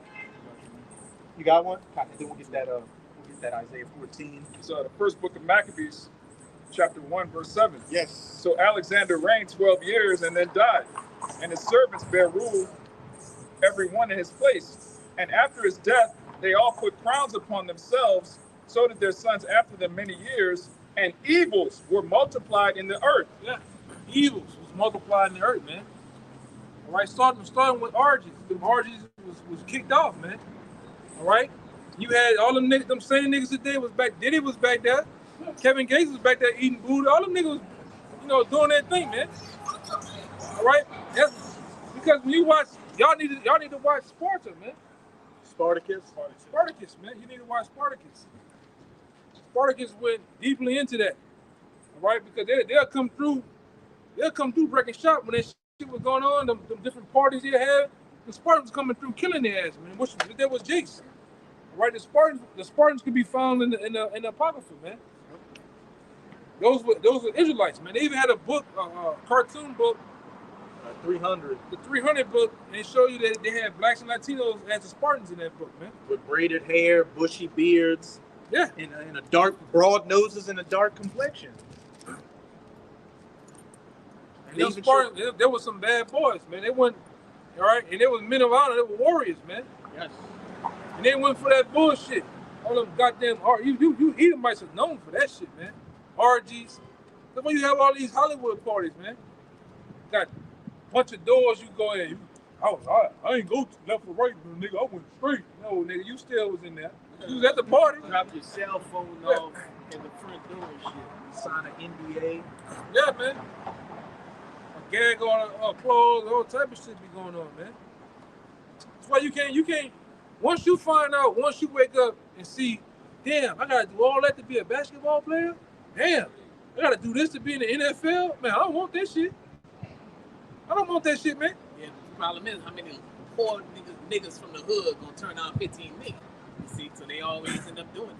A lot of them niggas now getting touched growing up, so they uncle didn't touch the freako shit. Yeah, they uncle didn't abuse their bowels or something. All right, tormented themselves. You know. Yeah. So a lot of them niggas already through, man. The average hood nigga, he's already touched, man. That's why he's so emotional. He can't translate that energy to nothing. Yeah, you good, my man. You good. You know? Go ahead. Peace, everybody. Oh yeah, peace with you too, brother. Go ahead, brother. I got something too. But, yeah, let me see. Get that one with the Spartans, real fast. Maccabees. It should be right here. Esau. Yeah. Esau, he strayed away, yeah?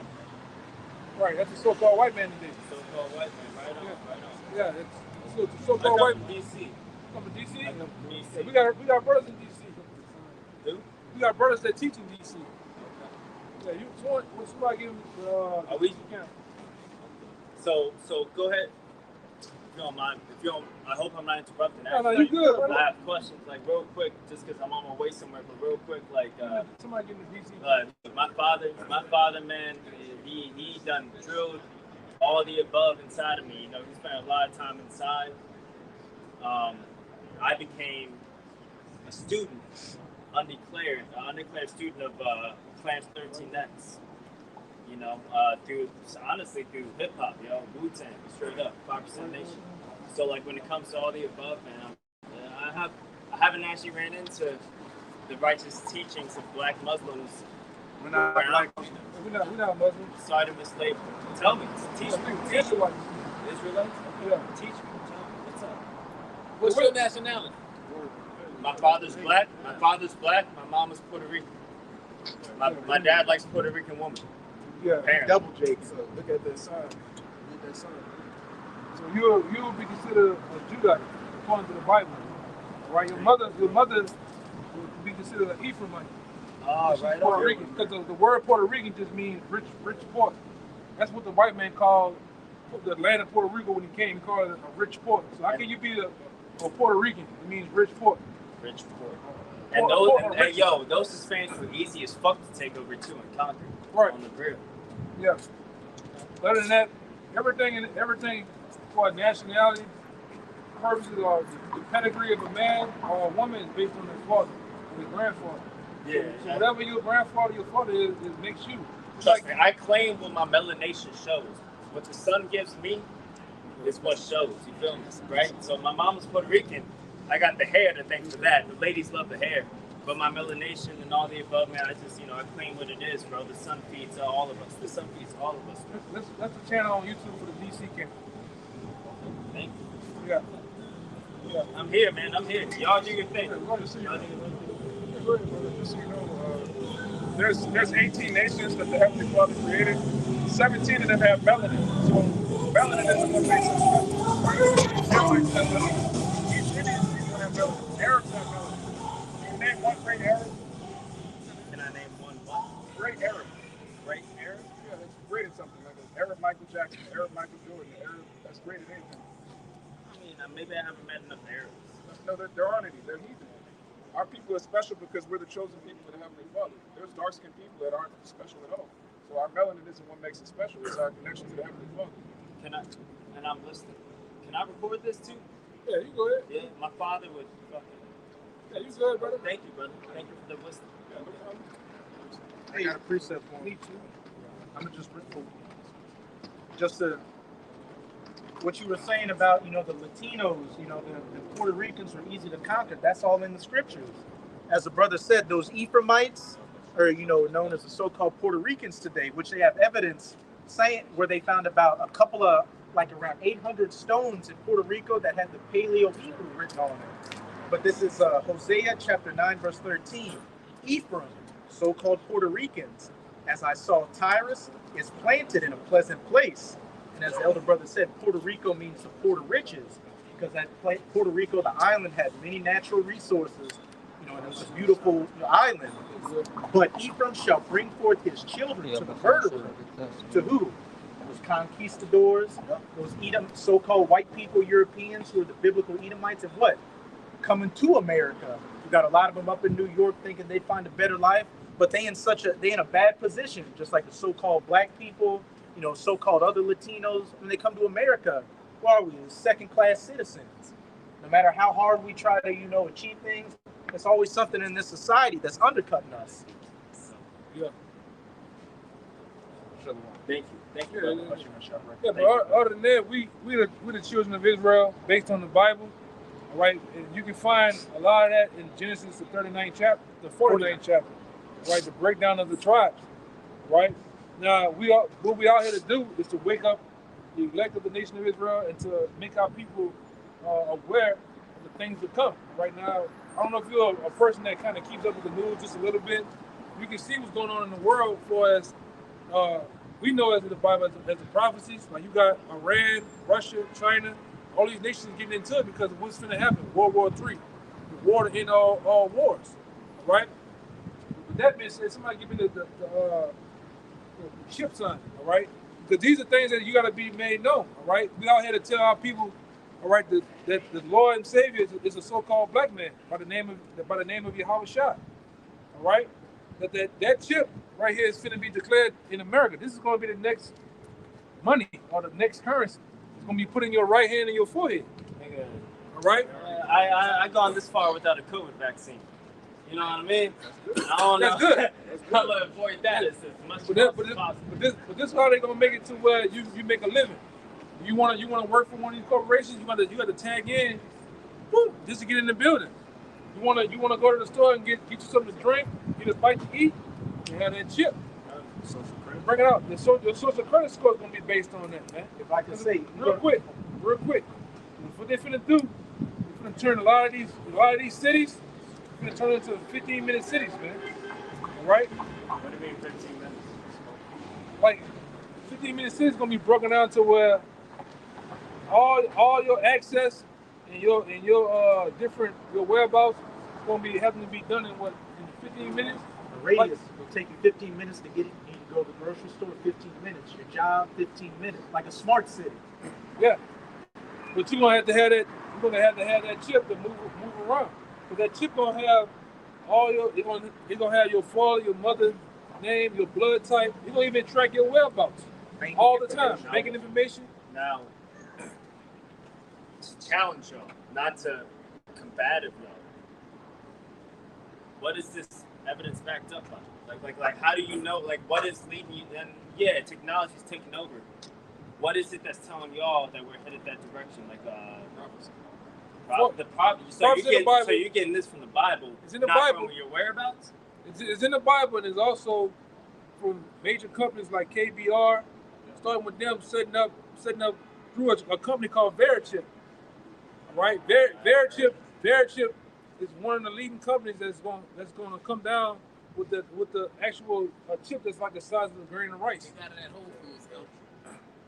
Right. The base 666 here to form the R. That's how the RFID chip looks, right?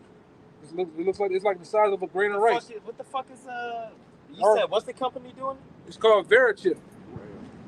Now what the fuck? What accolades do they got? I never. You heard of Neuralink? No. With Elon Musk putting it. I've heard of Elon Musk doing them experiments. Okay, so that's the name of it. That's in the Bible. That's in the Bible? Yeah, you about to read it. Read it for me. You got it. It's in Revelation. And I'm gonna show you how to go even deeper because you gotta go into the word Mark. But go ahead. Read it. This is the book of Revelation, chapter 13, verse 16. It says, "And he causeth all, both small and great, rich and poor, free and bond, to receive a mark in their right hand or in their foreheads, and that no man might buy or sell, save he that had the mark." So unless you have that mark, you're not going to be able to move about around in society, right? Whether you're a big time person, What Bible is this? King James. Now I want to go deeper and let's look into the word mark. Wow, that's crazy. Because like a lot of people look at the words in the Bible for face value. You might say, "Oh, mark, this is a mark." Nah, it's gonna go. We used a strong concordance to go deep into the etymology of the words.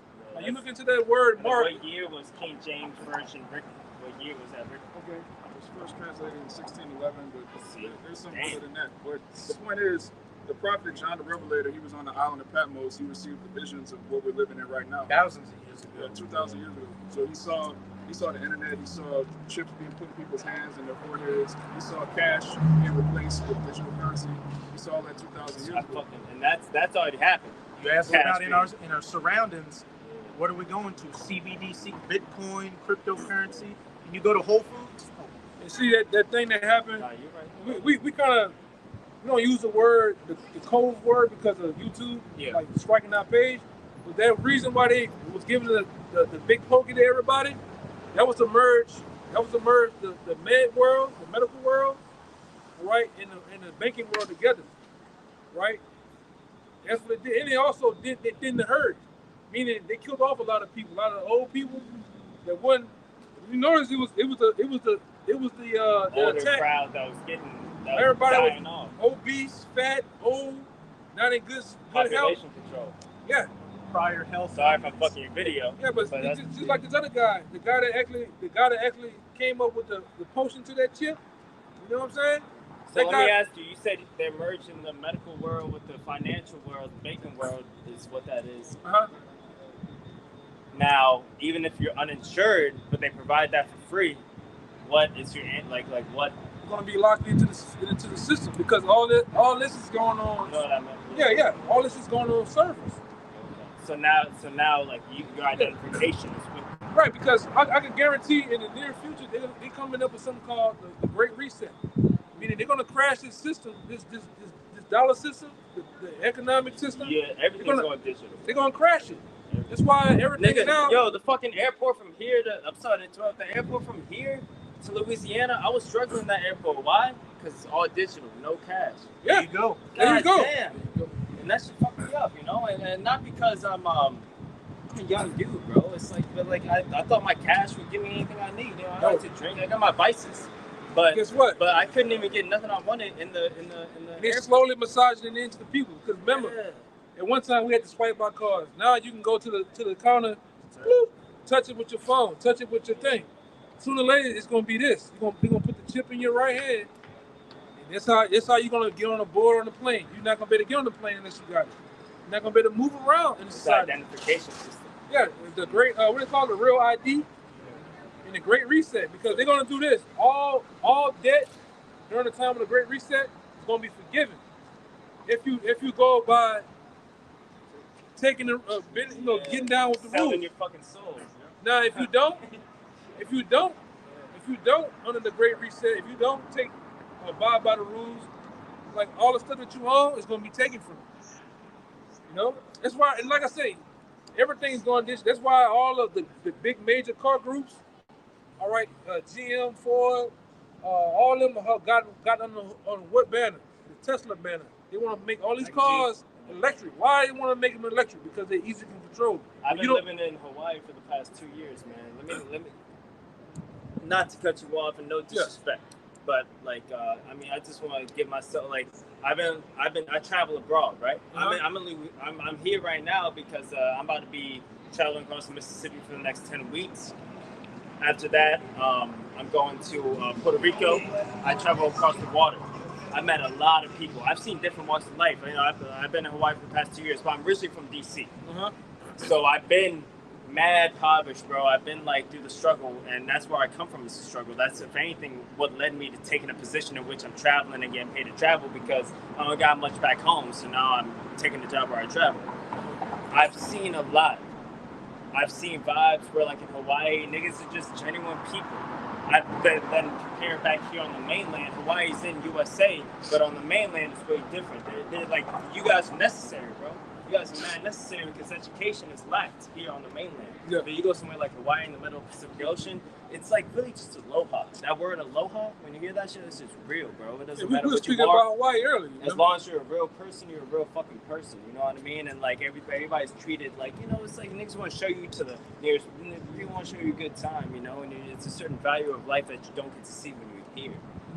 Because of the distractions and what you guys are saying that everything's leading to, because of your currency, everything's based off fucking profit. And they dumbed everybody down too. You gotta understand that. They dumbed everybody down. And they dumbed Hawaiians down too, but there's like you know, just like how the indigenous natives of America, just like they have quote unquote their reservations, some sort of, you know, they try to give them some sort of like exemption on their taxes and shit like that. Yeah, it's still based off currency. It's just not real. In Hawaii, they keep that shit fucking real because, you know, you're on traditional land, and a lot of auxiliary help does not come to the middle of the Pacific Ocean. So Hawaiians run that shit, and the way it is there, it's owned by the USA. So we handle their currency. We abide by their traffic laws, but you actually live the best life if you're just a real fucking person. All this shit isn't even necessary. However, here it's necessary. That's not respectful. But when you guys identify as,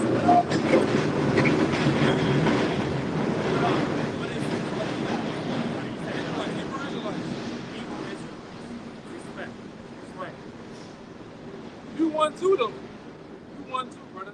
You a Hebrew Israelite, like I said, based on. I am curious. That's what I am. I'm curious. Yeah, that's what I'm saying? I'm curious, and I'm. We ask you to do this too. Don't believe nothing we say. Just go home and study whatever we said, whatever you can remember. Just go home and study. Oh, yeah? Yeah, so that's why I'm open-minded. You know what I'm saying? That nigga with the... Yeah, I'm judgmental is what I am. So we are too. Yeah. We are too, brother. And I'm a little judgmental. The Lord is judgmental. The sweet boy. All right. Yeah, I call them peanut butter chasers. Hebrew Israelites over here in New Orleans, man. I'm saying all this just because I do have to go. I have somewhere to be. But, we understand, brother. I want to dap every one of y'all up, man. Hopefully, hey, give him the our page too. I want to dap every single one of you. You see that paper again? If you got my write your notes down on it for you. Please, man. I'm taking something away from this. Even though I'm headed somewhere, I'm taking something away from this. Love, man. Love. Hey, respect what you guys do, man. I'm gonna hit him left. Pause. Love, man. Now, how often you guys support it, bro? Like, how is you guys? You guys, look at y'all, man. You guys are in a thank you, brother. You guys are like dedicated to what you're doing. You guys have a belief. You guys are over here trying to preach the truth. What keeps you guys going? Do you guys have financial support? Or are you guys doing it based on passion, love? It's the Holy Spirit, man. We support ourselves, we support each other. It's really just the motivation of the Lord, man. That's why we do what we do. You know, that's to give us the ambition to come out and teach. Rain, sleep, snow. We out here every weekend, you know.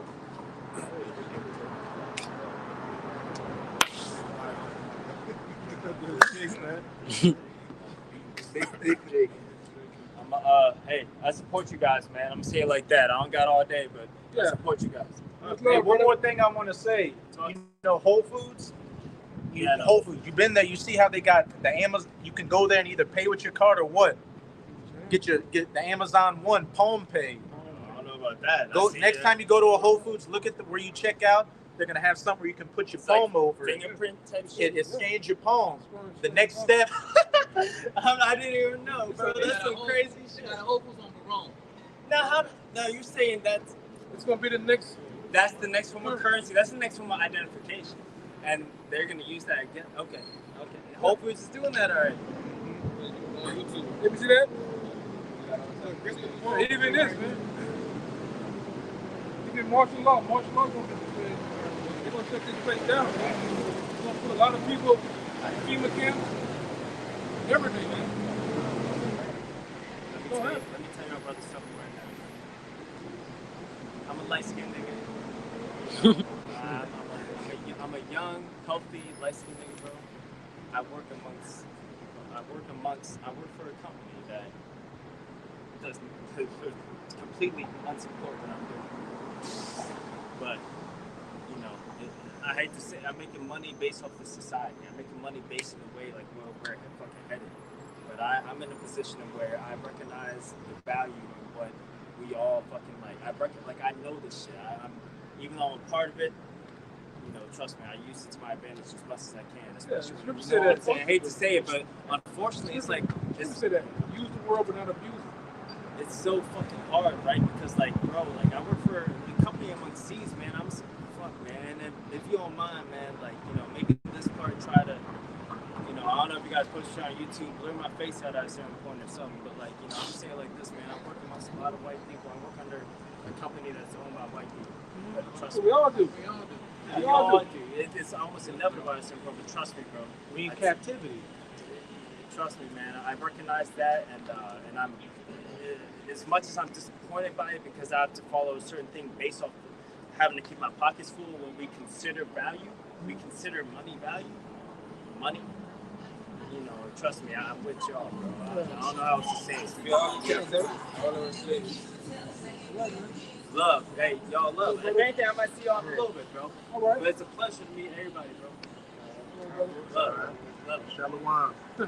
Hey, we at 3-2. Oh yeah, we gotta go, brother. Oh yeah. We gotta go. Yeah, so you can. We had 3. We'll close out with that Isaiah 14. But hey, look, hey, y'all. That wasn't even an intention. We just started. The spirit be working though. Four to 8, right? Hey, what were we talking again with the brothers' lesson yesterday? What were you talking about? Tribes, you know, coming together. not just amongst the elect, but average everyday Jakes are waking up to the fact that we all getting screwed over by these so-called white people, these Edomites. Yeah, Jake, man, Jake smooth as fucking smooth as butter. Smooth as butter, man. He yoking something. That body language. He was hitting me with all that. He can get an Eve on the phone. But you got that good hair, that Puerto Rican hair. You got that Rico Suave. Rico. Suave. Yeah, this is the book of Isaiah 14:4. It says that thou shalt take up this proverb against the king of Babylon and say, how hath the oppressor ceased? The golden city ceased. The end all be all. Again, ultimately, we know the king of Babylon is talking about these elites, but that goes down to this whole system, especially in the great city, Babylon the Great. Everything is going down. Once America goes, that's it for Esau's kingdom, because this is his ultimate stronghold. Yahweh hath broken the staff of the wicked and the scepter of the rulers. We know who the wicked is, the border of wickedness in Malachi 1:4, and the wicked whom the earth has been given into the hands of in Job 9:24. Esau is saying the staff and the scepter of the wicked has been broken. So Esau, I saw Satan cast down from heaven like lightning, like a snap of the finger. Esau's going to be taken out of power.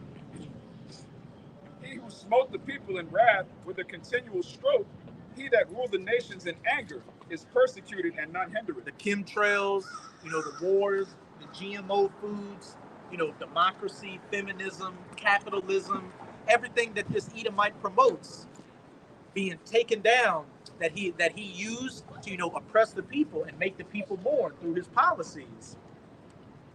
The whole earth is at rest and is quiet. They break forth into singing. And when the righteous beareth rule, the people rejoice, because the earth is finally going to be governed under the laws, statutes, and commandments.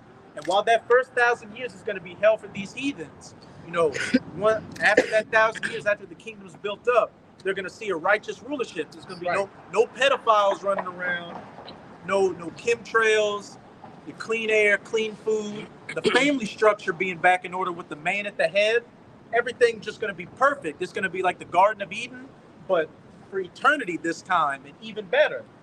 Yea, the fir trees rejoice at thee, and the cedars of Lebanon sang, since thou art laid down, no fellow has come up against us. Even the spirit of nature is going to be at peace, because the lands are going to be getting strip mined for their resources, pollution poured into the ocean, or animals hunted to extinction. What does it say in Romans 8? The whole creation, the whole creation groaneth for the manifestation of the sons of God. And it's quickly coming upon us. Esau's about to be taken out of power. So from this point on, we in the end game of it. So right now, brothers just got to be, and you few sincere sisters got to be 10 toes down, holding firm to the faith, to the truth, so we can be of that elect number and the first fruits in the kingdom of heaven. Hold fast to that which thou now hast. So then what? I will give thee that rod of iron to rule over the nations. Right. Any brothers have any closing points? So with that, we hope you sincere Akim and Akwaf were edified.